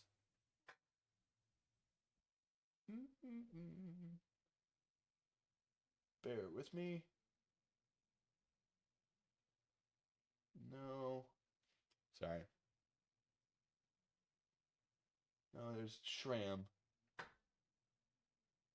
I mean, I could find it. I don't think it's going to be relevant and necessary. All right, Redacting said the second guy, Colonel Redacting was charged. Stated that the sheriff's office had been kept away from the crash and that no civilians had been allowed near the plane. Yeah, that's normal. Redacted stated the third call, like, I can confirm it's absolutely normal. People talk about that as like, oh, no. And as I said before earlier, that is standard for any military plane crash, or really any military crash, like even a ground vehicle. Depends. It really depends. Yeah, the Army will send people out. There's they train for that sort of thing. It's like DART, downed or damaged aircraft recovery training or response training. I don't know what it stands for. But yeah, no, that's 100% normal. Not what I would consider suspicious, although you could certainly obscure suspicious activity amongst that kind of thing. It's just the fact that it happened. It's not weird. Ask me questions in the chat. None of that made sense because I'm not sure it made any sense. I'm so sorry. All right. All right. Shot down.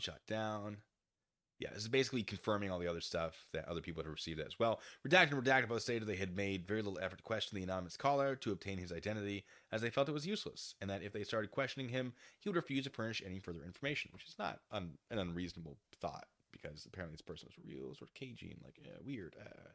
And they're like, "Who are you?" Hmm. On August 5th, 1947, Special Agent Redacted was contacting the resident agency office, Tacoma, Washington, by Redacted. I think this is Kenneth Arnold. At this time, Redacted asked if the Seattle office was investigating the crash of the B-25, and he was informed that no investigation was being conducted by the Seattle office. Oh, maybe this isn't Redacted. Or Kenneth Arnold, sorry. Redacted at this time related a rambling story that he had picked up some strange rock formations. Oh. This is Harold Dahl. At some point, I know Kenneth Arnold was interviewed. And this time, Dahl, and it might be Harold, with the amount of space. Or H. Dahl. It could be, I mean, either way, it's Dahl. After the Seattle office, informal investigation, it would have to be Dahl. Because he's the one that picked up the formations. Unless it's Chrisman. Which he'd forwarded to a friend of his in the University of Chicago. Oh, that might be Chrisman. You know what? That would explain. Right, because he went back with Dahl to look at the formations. Bear with me, folks. Are we having fun yet? I don't know why there are 40 of you, but I appreciate it. Like, I'm glad you're all along for the ride. I'm doing this regardless. So, I felt like if I was going to do it, might as well let anyone who wanted to be a part of it be a part of it. Down aircraft recovery teams. That's it. Thank you, Judy. I knew there's so many acronyms in the Army. And there are acronyms I should know that I just don't. I don't remember. And sometimes I'm talking to soldiers, like, how do you not remember that? I go, buddy. We all know there are too many of them. And if it's not something, and I had a weird career. Like, I had a weird career. A great career. An unusual one. So, like, a lot of the acronyms I know, like, oh man, the amount of law enforcement paperwork numbers I had memorized. Like, that's not normal, per se, but it's just because I worked with them a lot. If you work with these acronyms a lot, you're going to know them. I didn't work with the acronyms a lot. I did not have, for the most of my career, it was not a normal line unit experience. There are too many acronyms, though. And if, like, you can learn them all, just, I didn't. I didn't have it wouldn't have benefited me at the time. Or probably now. All right, we're getting back into the good stuff. On August 7th, 1947, Redacted were interviewed at the Tacoma Resident Agency office. Both Redacted at first denied any knowledge of how the rock formations, which they had picked up. Okay, this is Fred Chrisman and Harold Dahl. Fred Chrisman and Harold Dahl. And that might be Mr. Fred Chrisman, Mr. Harold Dahl, which would explain the gaps. I don't know. Because this isn't, like, there's a lot about this. I know how the formatting works. It's not identical to how the Army does it currently, or how the Army did it when I was in. Because you know how you have, like, Chicago APA, all these different ways that you format papers. The Army has their own. Do I remember any of it? Ish. But it's very detailed. Where's my drink? Here's my drink. I found my drink. All right. Both Chrisman and Dahl, I will move that in a second, at first denied any knowledge of how the rock formations, which they had picked up to have analyzed, became connected with the flying disc stories. Both denied making any statements to anyone these rock formations were portions of a disc fragment. It was apparent from the start of the interview that Dahl and Chrisman were not telling their complete and true connection to the flying disc story. Yeah, this is very consistent with everything, because they told that story to multiple people. And now that 2 men have died and the government's involved, they're like, no, it was always just rock formations. And, like, Dahl had been saying, I think it was Dahl from the beginning, like, if you get the government involved in this, I'm just going to deny it. And I think that actually shows up in this document. So, yeah, this is exactly what happens. They start getting connected or contacted by government agencies to be like, explain your side of the story because like 2 men are dead. And they're like, no. So yeah, it's definitely Dalton Chrisman. Poor guys.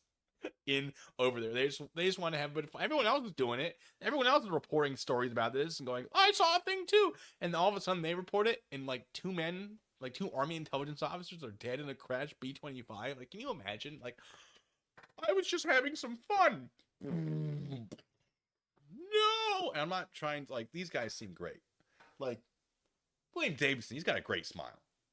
He just looks like a happy dude.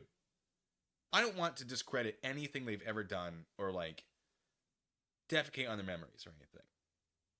This is just, like, the ridiculousness, the absurdity of, like, yeah, you know, it's like the TikTok audio of, like, how are they going to know? Nobody's going to know. And then it's just like, no, nobody. No, sometimes things spiral out of control.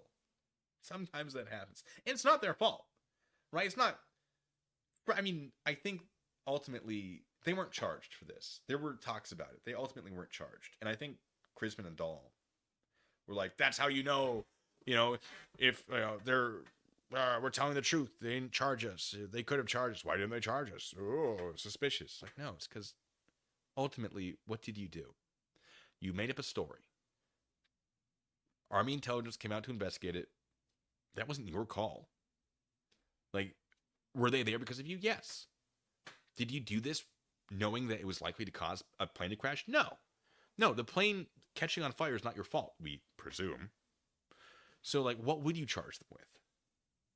Wasting time, maybe?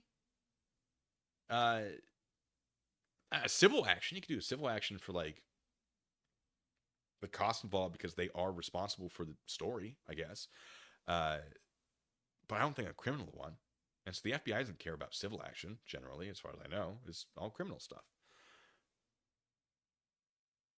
Miss Dahl? Miss H. Dahl? Ah, yes, for the yeah, so that's the thing. Like, how are these? Is it H. Dahl, F. Chrisman? It could be. It could be Mr. Chrisman. It could be Mr. Dahl, depending on how they format it. Ultimately, we're not trying to fit it exactly. We're just trying to use context clues from other sources to fill this in. And I have a lot of those context clues. Some of them are open on my computer. You can't see them. You're going to have to trust me. During the main video, a lot of it's going to be, it's just going to exist as part of the story. And I'm more than happy to, cite the sources from, but almost all of it's from Kenneth Arnold's book. Some of it's going to be from newspaper articles that sort of confirm some of the dates and times. Some of it's going to be probably other FBI documents that reference certain things. There's enough to get like a solid 70% of this unredacted. Possibly more if I really dug. Yes, right. Judy, I used a friendlier word. Defecation. All right.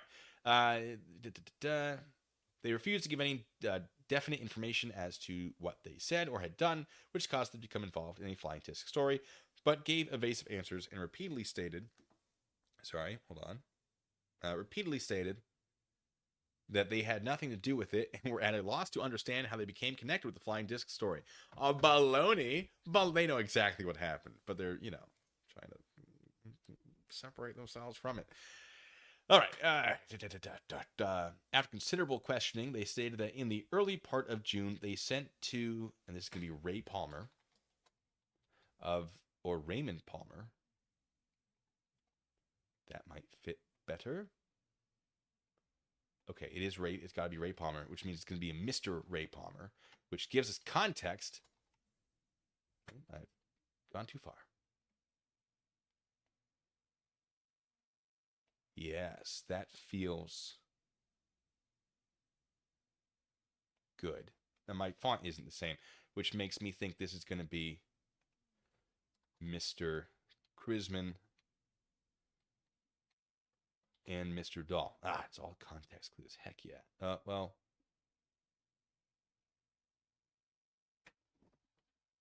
What are these Palmer's middle name? Curtis.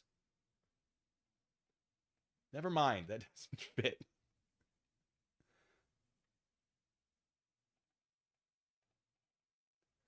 It's upsetting. It's fine. I was like, haha, we figured it out. Check this out. And then it wasn't right. And I'm silly. All right. Is it Ray something Palmer? I don't know. I mean, first initial, it could be, but then, I mean, would that be how they would format this in this document? Because, yeah, that fits, but like formatting, because would you then use it here? Is this also gonna have H doll? I guess it fits. It certainly possibly fits, and ultimately doesn't matter. Oh, and there's probably a period for F. Krisman. But then, would this be?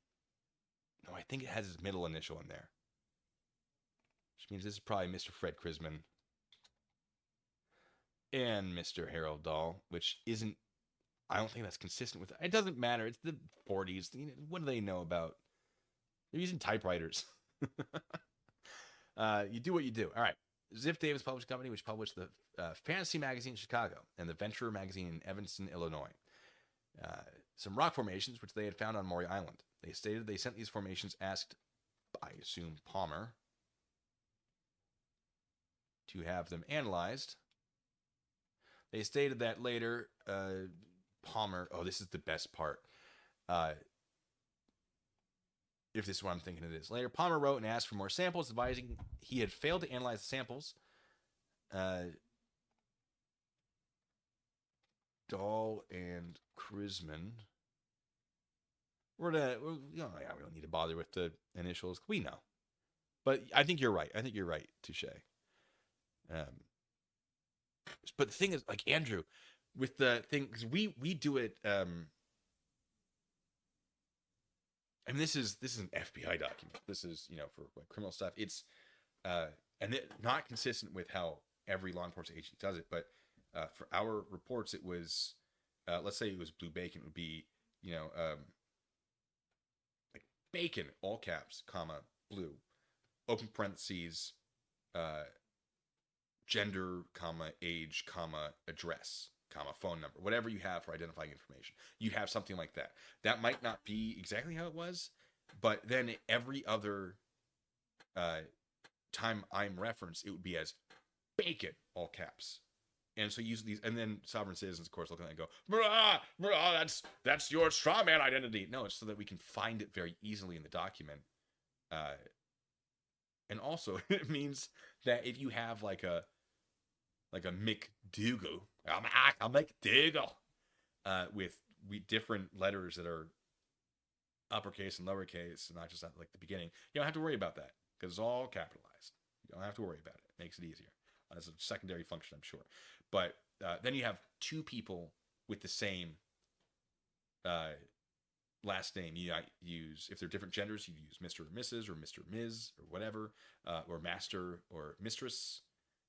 If they're children, I know. I always hated that. I tried to avoid that as much as possible because, yeah, when it's like, oh, Master Wayne, like Bruce Wayne, like with Robin, who's adopting kids or whoever, or I don't know my Batman lore well enough. Who's the other one? Not Robin, like Man Bat. No. Damien. Something Damien. That doesn't matter. Doesn't matter. It doesn't matter at all. It does not matter at all. It was like, oh, master, whatever. That's because they are the child. That's the, like, not honorific. I don't know enough about this, like the grammatical accuracy of this. But yeah, like, I don't want to call a juvenile female mistress whatever. No. But there's an abbreviation so you can avoid it as best as possible. But like, I would avoid that. I would if I had to deal with that, I would write it in such a way so that I didn't have to deal with that because that made me uncomfortable. Even if it's like that's what it is. I think that's what it was. Anyway, I don't know if I had that right. I know that I avoided dealing with it. But yeah, so there are ways to distinguish if you have to, but normally it would just be last name in all caps. But like the first time you use it, it's all sort of spelled out. So you know, like, okay, this is where it's going to be at the top of the document, the first time they're referenced. Anytime you see their name in all caps without that, you know that somewhere before that, it's going to have the information you're looking for. And that's how we wrote documents. That's not how a lot of civilian law enforcement agencies do it.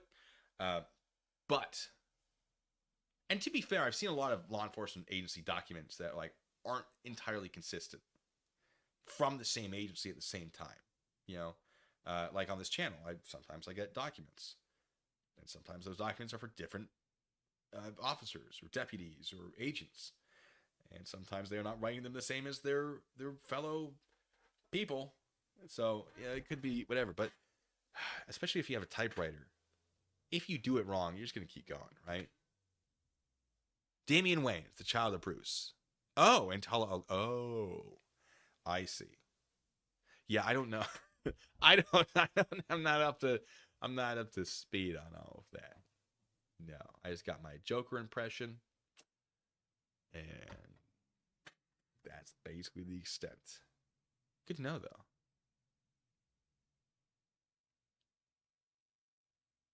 Electric typewriter, they're nice. Electric typewriters, comparatively. Yeah, by then, I mean, probably electric typewriter, but still. And they had backspace and whiteout and whatever. And some of these documents do have a lot of errors in them. It's very fun that are crossed out. Like, you have markings like here and here and here. And I don't entirely know why. That could be it's been whited out, and on the original document, they initialed it or marked it to identify that it wasn't whited out. This is the thing you do. If you're, for example, hand jamming, where you're writing a document by hand, and you make a mistake, and you're doing it like in pen, you put a single line through it. This is Army standard, or it was.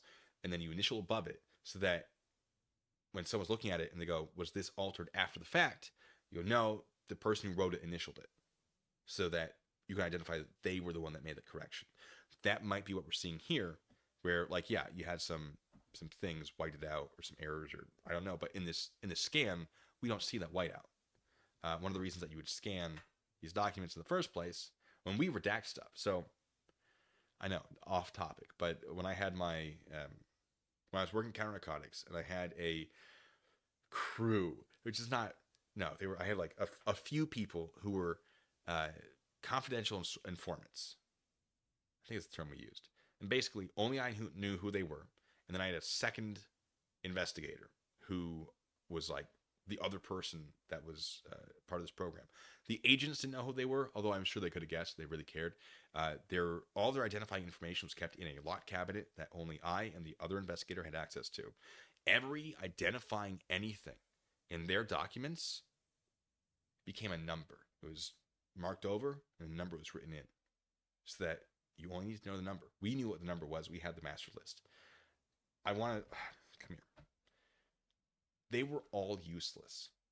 It sounds really cool that I had, my confidential source program. I had like 3 to 4 people at most at any given time. They were all useless, with the exception of 2 to 3 of them. They were all people that we were trying to flip on their suppliers. Basically, hey, you're in a pickle. We got you on a urinalysis. We have all the evidence that we need to convict you. You want an out. Come over here. Work for us. You're not law enforcement. There's an entire list we have to go through that you have to sign of things you won't do. But while you work for us, you will not go to trial. This is put on pause. The things you've done, on hold. Don't worry about it. You're not going to get punished for it until you are no longer useful to us. So be useful to us. Do keep in mind, there's a statute of limitations. If you're useful to us for whatever the amount of years is, have a nice day. It never happened. I don't know if I ever actually used that one, but it was mostly, hey, this is on pause while you're useful to us. Also, you get in cash 10% of the value of any narcotics we seize. So if we get $1,000 worth of coke, we hand you a crisp $100 bill or 520s, or really, if it's reasonable, whatever amount of dollarage, billage you want. I said it much more professionally than that. But yeah, it was that. And then they were never useful. because we didn't care about the single people doing it. We wanted to know how they were getting it. Like, if I can get a dealer, I want to get the dealer as opposed to the user every single time. Unless the user is like, there's something else big going on. But that's a big thing that you do, is you try to flip the users to become your confidential sources, your snitches. And then you get the bigger fish. And then you can try to flip them to get their bigger fish, which never really happens. The military, usually there isn't a huge supply thing going on, although can be. We had an almost big one. 11 to 14 people, some of them civilians, which is big for the Army. We talked about that last time. But it turns out the people that you flip, not great. Not great at it. Don't really want to be snitches. They're just trying to save themselves. And then you let them go after, however long of them being absolutely useless. And nothing. They are, sometimes they're useful. Mine just never were. Even the civilians that were like, I just want to help. I think I see a thing. Can I be of assistance? One of them was really trying, and good for him, but he had too much rank. And it just did not. He just, hello, fellow children, or whatever it is with that meme with the what's his face, the skateboard, whose name I can't remember off the top of my head, but I definitely know. The eyes. Anyway, if you know, you know. And the other one, we just never could get a hold of him. Just never answered his phone, never showed up. And we needed to have like a meeting. Just very nice guy. All of them were useless. Every single one. So when I say, here's my source program, don't think it was like anything cool. It was just extra paperwork. That's really what it was. Do you have to stop when your time ends? You mean like as an investigator? Yeah, after, well, if that's what you're asking, your time as an investigator is usually 2 years. And then you go back into like a line unit, because otherwise you become useless to the line unit.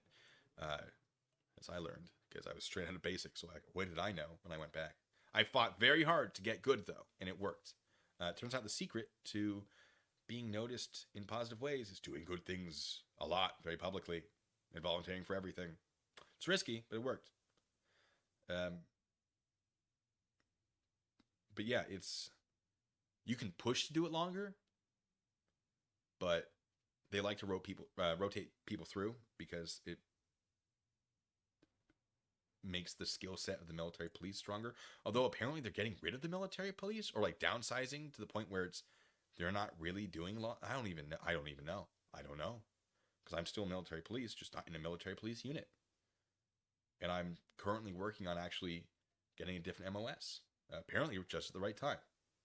Not banned, though. It's a different job. MOS being military occupational specialty. It's your acronyms, I know. That's your job. And mine was military police.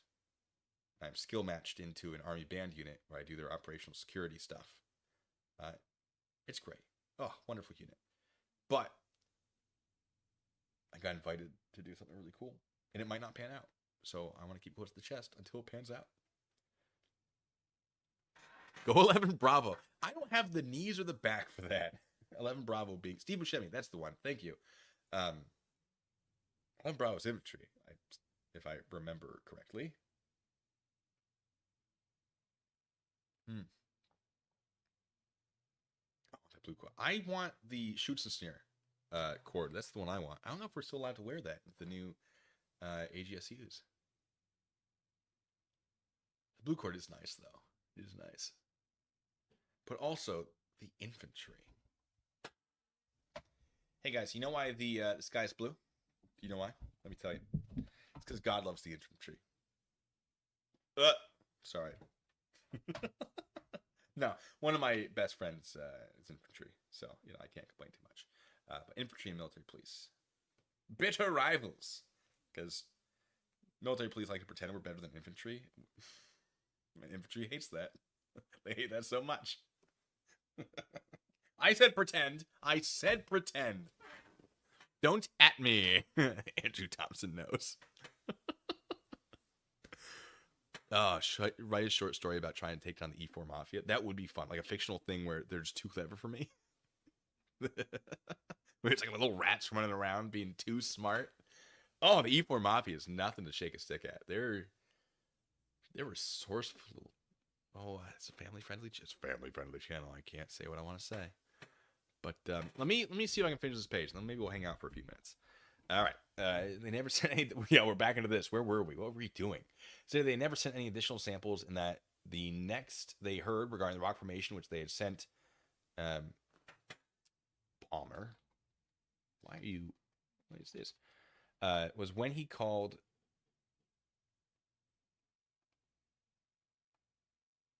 I assume this is Chrisman.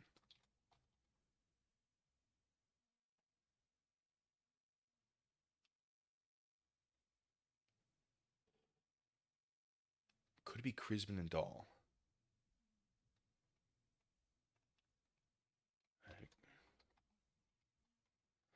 Might just be Fred Chrisman.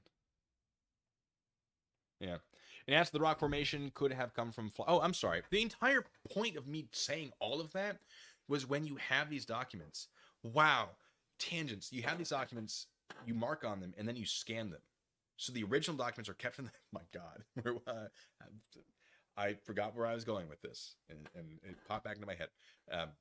When you have a confidential source program, you take all the original documents that have identifiable information. You have to go through all of those papers, which for me, so much paperwork. And then you make copies of them. And you put all the original documents. Well, basically, you scan all of it. And you put it in the originals into the cabinet. And you take the rest of them, and then you Sharpie over anything you want to redact, and then you scan it in. Because you can see, hold up to light or whatever, you can see what's underneath the Sharpie. Once you scan it, that's no longer the case. So if we have whiteout here, I won't be able to see, because that's going to be a very similar situation. That was the whole point. That distraction, that was the whole point of that distraction. My God. Hey, but it was a fun conversation. You guys had some fun things to say. So, all right. Redacted said he made some remarks that they possibly could have come from a flying disc. I assume it's going to be Dahl. Because Dahl was telling his wife was calling him out. See that he made something today. And that he immediately sat down and wrote a letter to Redacted, which was in the latter part of June, in which he stated that he thought he told Redacted over the phone something about being in his boat when he obtained these rock formations, but stated he could not recall what he had written to Redacted and claimed that he had passed the whole thing off as a joke. All right.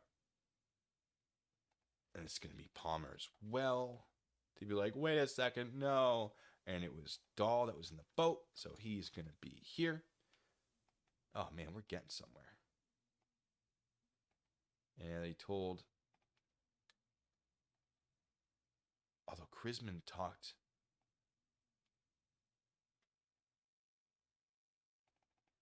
This actually might be Chrisman. Or it might be Arnold.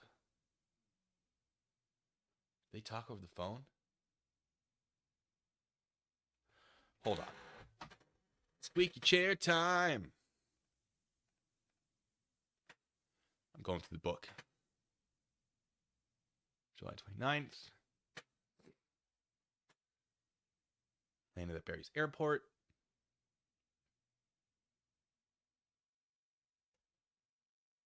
I don't know how many hotels, and oh, this is another weird part. This is from Kenneth Arnold's book, The Coming of Saucers. I don't know how many hotels or rooming houses I called, finally, because he didn't have a hotel. He's like, I'm going to fly down there. And it's like, wait, a place to stay. Whoops. Finally, as a last resort, and just for a lark, I called the Winthrop, which is this guy. Apparently a very nice hotel. It's now apartment buildings, or apartments. It's a building. I really didn't expect to find a room there, as it was the largest and most prominent hotel in the city of Tacoma. It was sure to be full. I was quite shocked when I spoke to the room clerk and heard him say, "Yes, Mr. Arnold, we have a room and bath for you."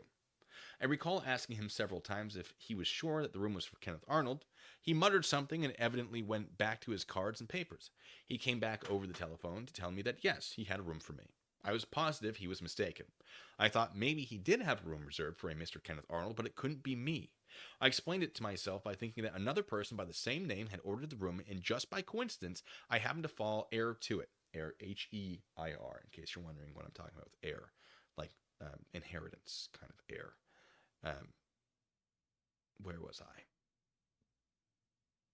I know the clerk didn't know me. I had never stayed at that hotel before in my life. However, I was desperate for a room and thought it was all a happy coincidence. Even if another Kenneth Arnold did show up after I'd moved in, he might be kind enough to let me share the room with him. When I think of it now, it seems terribly odd, but at the time I didn't give it much thought. That's another one of the pieces of the puzzle. It's like, why, where, what? How is this just a room? It might be someone was setting him up, and that's how he was being spied on. Someone had known that this was happening and like set up a room. But they wouldn't have known he was going to the Winthrop. How would they have known that? Unless they tried setting it up and then everything else was booked. And they're like, this is the last one. It has, like, he could only stay here. And they had planned for that. Or there was a different Kenneth Arnold and he just sort of stole someone else's room. And then the desk clerk was like, oh no, well, I'll just give this other guy, this other Kenneth Arnold, a different room. Problem solved.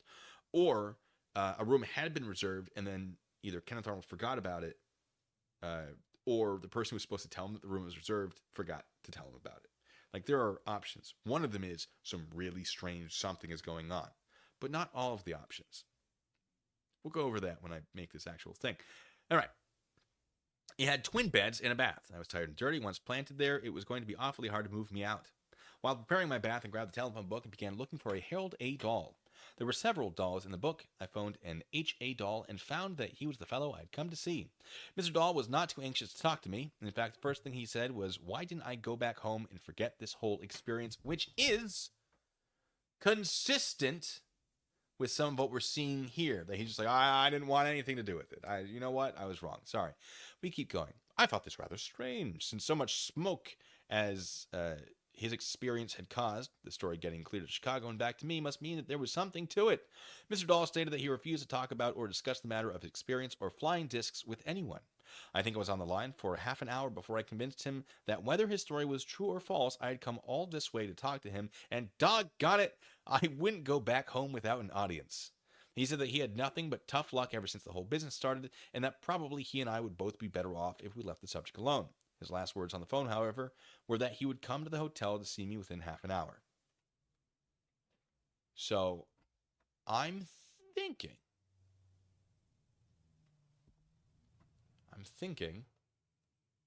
that this is going to be Arnold. So Arnold was phone something about being in a boat when he obtained these rock formations. Stated he could not recall what he had written to Palmer, presumably.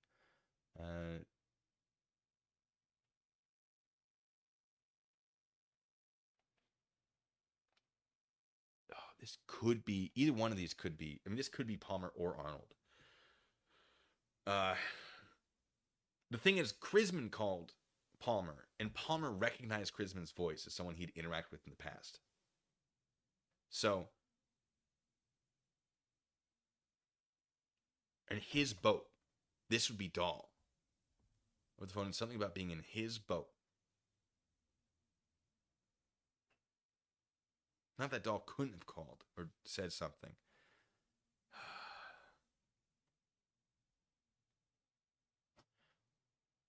We're going to mark it as a question because it could be Arnold or it could be Palmer. Could be Arnold Palmer. Written. It's got to be Palmer. I'm not sure. All right. This is going to be Krisman and Dahl. Or question at length. God, I wish I had a transcript of that. In an attempt to obtain specific information as to exactly what each one had done with regard to the rock formations. However, each stated that the only thing they had done was tell Redacted that the formation could have come from a flying disc. In view of the fact it appeared that's what he wanted them to say. This is going to be Palmer. So basically what happened, it would appear, and there are documents in here that seem to suggest this and confirm it, which is why there are FBI documents I have to go and get from this unredacted, compare them. But I need to start somewhere. The FBI is like, they contacted Palmer, and they're like, we found these cool things. Can you analyze them? And this is my analysis of the conversations and documents. And then Palmer's like, yeah, I didn't manage to do it. He said more. Also, are these related to the flying disc things? I'm very interested in that. They're like, oh, I don't know. What if it was? There'd be money in it for you. Oh yeah, no, they're totally related to them. Yeah, these are all about flying discs. Yeah. Yeah, for sure, dude. So then you have this, like, you're saying that the only thing they've done, tell Palmer this formation, flying disc, whatever, blah, blah, because it appeared that's what he wanted them to say. Because Palmer doesn't care if it's true. He cares if he can sell a story. That's why he published the Shaver story. Opinion. I think he's dead, so I don't think it matters much. But, yeah. No definite information could be obtained from either Crisman or Dahl as to what specifically had to what each specifically had done to start the flying disc story. The signed statement, which was obtained from Redacted, in which they admitted the rock formation had no connection with. All right, this can be Crisman and Dahl.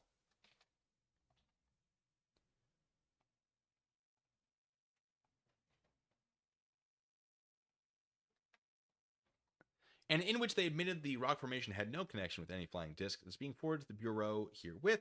The statement contains no information of value and therefore is not being set forth herein.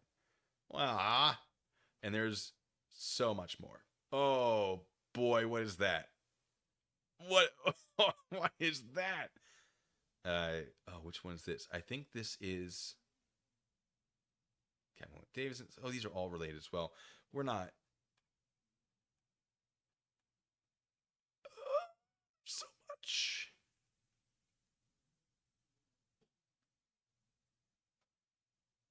There's oh boy.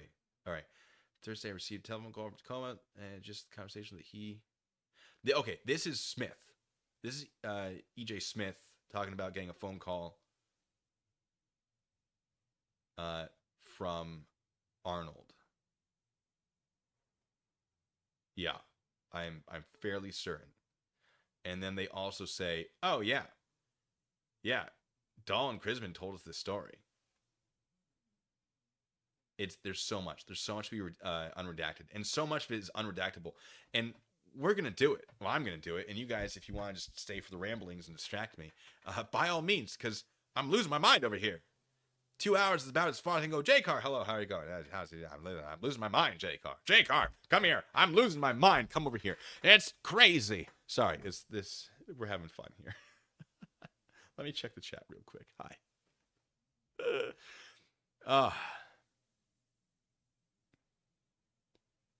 Black squirrels. We're all on a list now. Listen, the FBI doesn't care about this. They released this. All the information I'm using is public. In my creaky chair. The FBI does not believe that this is a real thing. The FBI does not believe in UFOs. Wink. I don't know if that's true. No, this is so old. There's no list we're going on. Or are we? No. Maybe. All right, chat. Squeaky chair. Yeah, let me just see. Room's bugged. Yes, that is a theory. Links guy. Telephone books. Good old days. Good times. All right. J-Car, I've missed me and my shenanigans too, and I've missed you being there for them. It's good to have you back. It's good to be back. I've never had my mind. We got penny shorts, like to wear? No, I'm kidding. Video's a penny. You got it. I could do that. J-Car. Okay, so check this out. Boom! This isn't even all of it. So there's an incident in 1947. This dude saw something. He's like, wow, that's super weird. They appear to be going too fast to be airplanes, but they're flying. What are they? He lands on the ground. He's talking to some pilots at the airport, and they're like, I don't know, missiles? I don't know. And then all of a sudden, everyone is at his door going, you're either crazy or super interested, or it's the Russians, or it's aliens. And he even says in his book, like, we at no point at this time considered, like, entertained the idea that this was aliens or extraterrestrial. So he's just like, no, I mean, I saw it. I want to know it would go that fast. I'm a pilot. I'm curious. But you know what? Never mind. And so, like, He's like, if nobody knows what this is, I should contact the government. And he contacts the Air Force or the Army Air Corps at the time. He's like, do you guys know about this? And they're like, we'll come talk to you. And we got these two guys, which you can't see very well. If I zoom, yeah. We got Frank Brown. We got Lieutenant Frank Brown, Captain William Davidson. They come over. He's in Boise, Idaho. And they're like, hey, tell us the story. And he tells them, they're like, yeah, this is news to us. This is very interesting. If you hear anything more, you let us know. Here's our number. Here's the call. Here's who to ask for. And so Kenneth Arnold, he's just hanging out in Boise, and he gets a letter, I think, from this guy, who is Raymond Palmer. He was an editor or writer, I'm pretty sure editor, for like Amazing Stories or some such publication that published Amazing Stories, which were like mostly probably made up. But like they didn't know. They just received stories and they published them. Like, this person claims it's true. Like, we've edited some of it to make it palatable, but here you go. And so Palmer's like, hey, I got these two guys. You can see one of them up there. Well, I'm fiddling with a torque wrench or something. And then Harold Dahl, Fred Chrisman. They say they've seen something crazy, like saucers breaking apart, rocks falling from the sky. They have parts of it. They have parts of the saucer. Can you go check it out? And then Arnold's like, I'm kind of done with this. Like, if I saw a 10-story house flying through the air, I'd keep it to myself now, because I know what happens when you report strange things. And Palmer's like, but don't you want answers? And also this money? Don't you want those two things? And Arnold's like, sounds, I don't know. Let me talk to a buddy. And his buddy's like, yeah, you should probably do it. It sounds like, oh, you get to go there for like a couple days and get paid $200, which is the equivalent of I don't know what. I don't know. I have no idea how much that translates to. I know.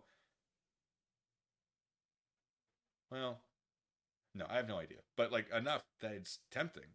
So he goes down. He calls up Harold Dahl, and Harold Dahl's like, you don't want anything to do with this. You should stop. And Arnold's like, bro, I've come all the way here. Just talk to me, bro.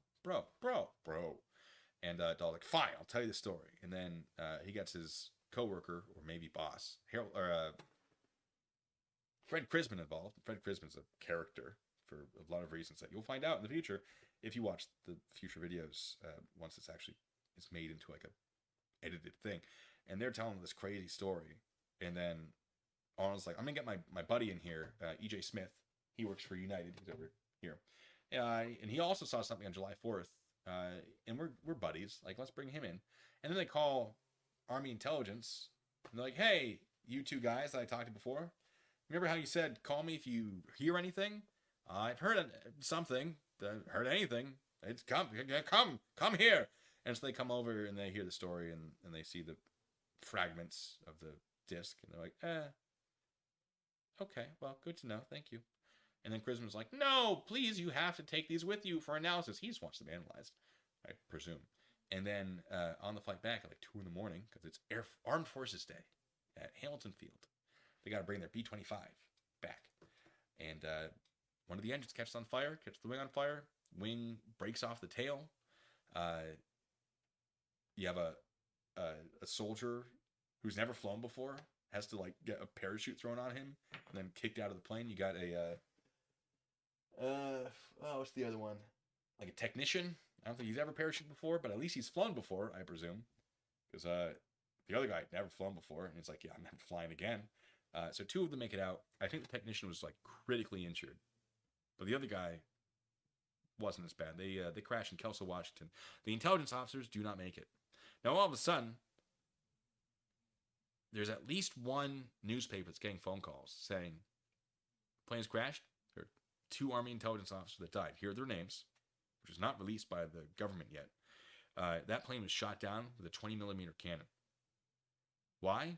They were carrying parts of these flying saucers that you've been hearing so much about. And then the FBI kicked it into gear, and that's what we're going through right now. There's also the first mention of Men in Black is part of this. I believe this guy has connections to the JFK assassination. Anything that has to do with a flying saucer is because of this. The Space Needle was shaped the way it is in Seattle because of this. Frisbees were marketed as, using flying saucers, like imagery, because of this. That was their first marketing campaign, I believe. Yeah. Close Encounters of the Third Kind. Saucers. This. The Day the Earth Stood Still, I think, was saucers. This. Independence Day. This. It's nuts. This is everything flying saucer related. This. So it's huge. I was like, oh, it's going to be a small little thing. It'll be like a 5-minute video, whatever. I'll make a, because I'm near the base, and if I need permission to film, I know who to ask.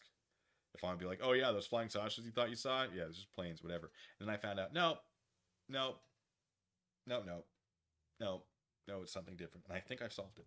I think I know what it is. Pretty confident. And so that's going to be the grand finale. But until then, gotta unredact some of these documents, because what these two guys were talking about, pretty sure it wasn't real. Pretty sure it was a hoax. But this, where's my finger? This guy saw, pretty sure it wasn't anything crazy. I think it was just like balloons or something. Maybe not. This guy, I think, saw something for sure. It was a government secret. I think I know what it was. I'm very excited about it. But before I finish my script, I want to make sure I have all of this stuff unredacted in case anything weird pops up. Because to my best of my knowledge, nobody's really done this that much. Because nobody's really needed to. And not that I'm saying I'm 100% correct on my unredactions, de-redactions, I don't know. But I think I'm getting it pretty close. And a lot of this stuff is known, right? The stuff that I'm revealing with my unredacting. But it's nice to have it in front of me, at least, so I can look at it and go, okay, contextually, I know that these things must be these people, because the dates, the times, the other information I have from other people who've, documented their experiences with this in 1947 or, later. So I can do this, and I will do this, and I think it's going to be important, even if it's going to be a small part of the story, which it might be, it might not be, I'm not sure. I think it's important to make sure I have as the best information I can. So yeah, there's up to date. There's your up to date stuff. Touche says, back in the day, many thought unusual things in the sky were top secret military planes, thinking it was to help win the war. Yeah, so a lot of this stuff, people weren't thinking aliens. So, wow, there are some of the FBI documents are like, yes, we've been tracking these alien things for years now, decades even. But a lot of it's just like, are these new military planes? Like brand new technology? And that's sort of what Kenneth Arnold was getting at when he's like, hey, military, is this yours? Because if not, could it be the Russians? So, yeah, it wasn't like aliens until really the 50s, I think. And then there was the resurgence in the 70s and 80s. Oh, Mars attacks, that as well. Yes. I saw that when I was very young, and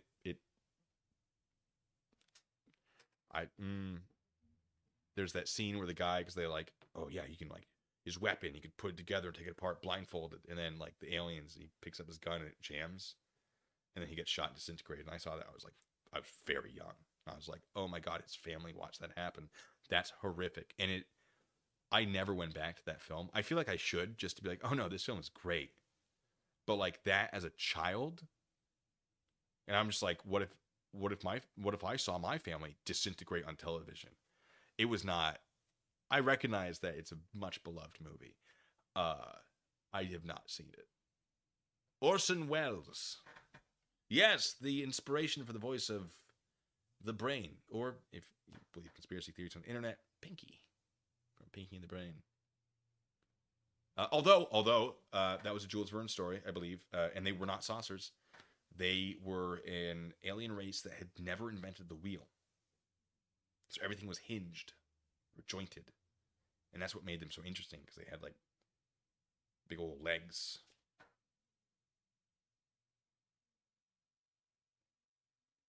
Oh, yeah, the magic computer virus, Linux guy. Of all the people to complain, your name feels like that's the complaint to make.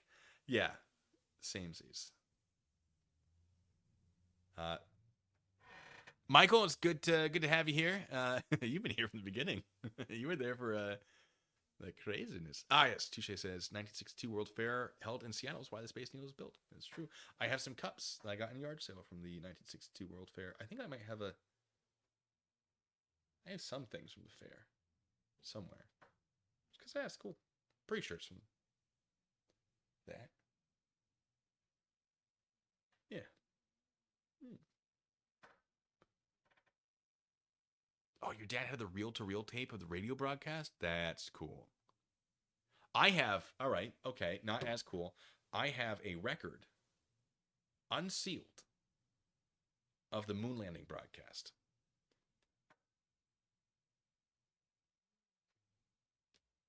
Someone's getting rid of it. It's just like, nope. I think I still have it.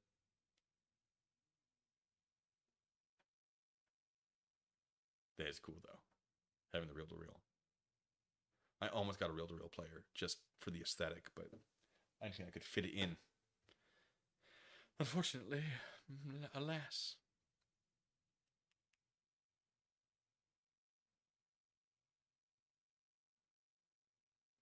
Oh, fat electrician. I've heard about the paratrooping beavers thing. I don't have the context for that. I don't have it here, unfortunately. We'll find it. I don't know where it is. I know I had it. I know I put it somewhere because I don't have a record player. I don't know where it is. It's somewhere.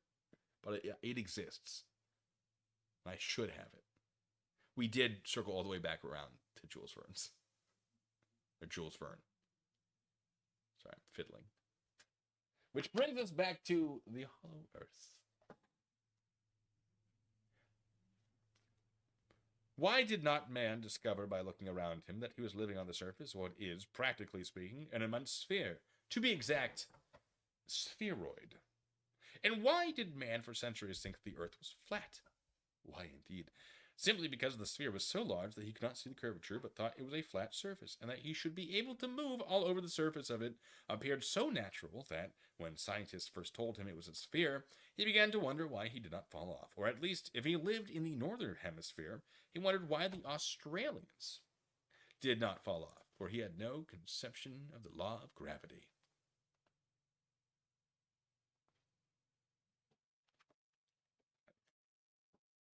I don't know. It's a book.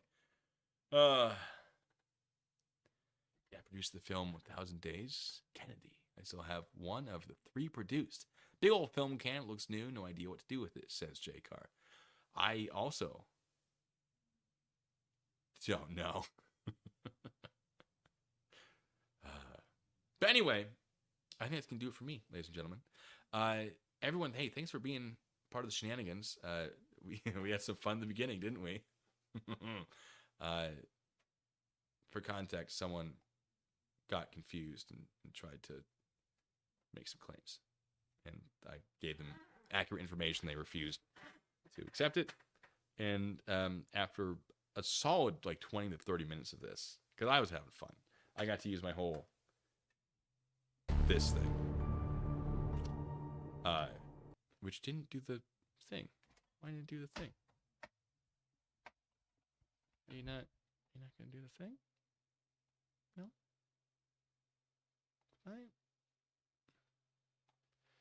Oh, did I break all of this? Oh no. You give me a second.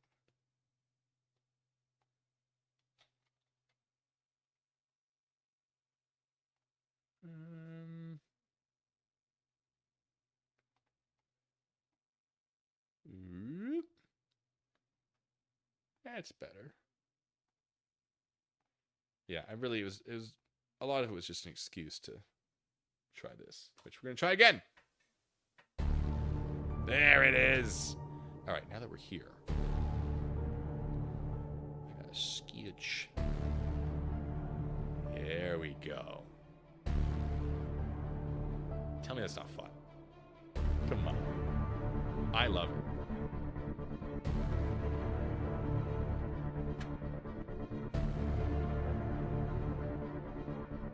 All right, so wait. Now we gotta do the drop. That's enough of that. Oh, yeah, okay. That's enough of that. That's enough of that. Yeah, I mean, it's fun when it works, and then it breaks. And she's like, what do I do?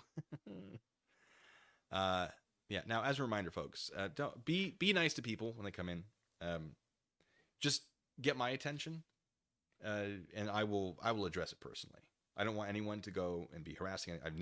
I feel like I've made it very clear always, but it's always good to remind people, because some people may not feel that way. One very specific person. Don't go on the offensive. Don't harass people. Even if it's to defend me, please be nice. Just get my attention. I will address it as I feel is appropriate. Please and thank you. But yes, we don't need all the drama in here. If I'm saying something about someone and they come in and say, whoa, actually, hold on. Okay, well, I'd rather have a discussion than a food fight, you know? But, oh, thank you, J-Card, for great radio voice. Yes, if only radio was still a big deal. I mean, it is, kind of. But anyway, yeah, that's going to do it for me. Thank you all for being here, all of your generosity. People who are now members, welcome to the membership. Hey. Welcome. You did behave. You guys, what I saw, I wasn't reading everything. I didn't see anything that jumped out at me. But yeah, hey guys, thank you so much. You guys are wonderful. And until the next time, be good, stay safe.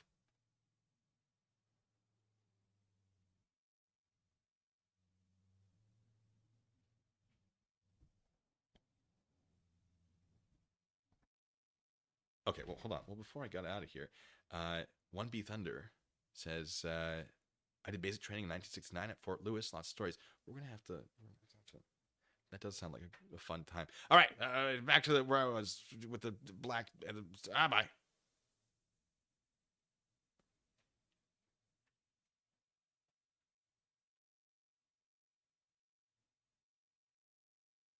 Okay, Judy. Now, you're just making... Now, hold on. It doesn't appear frozen this time. If that helps. We had problems last time. All right.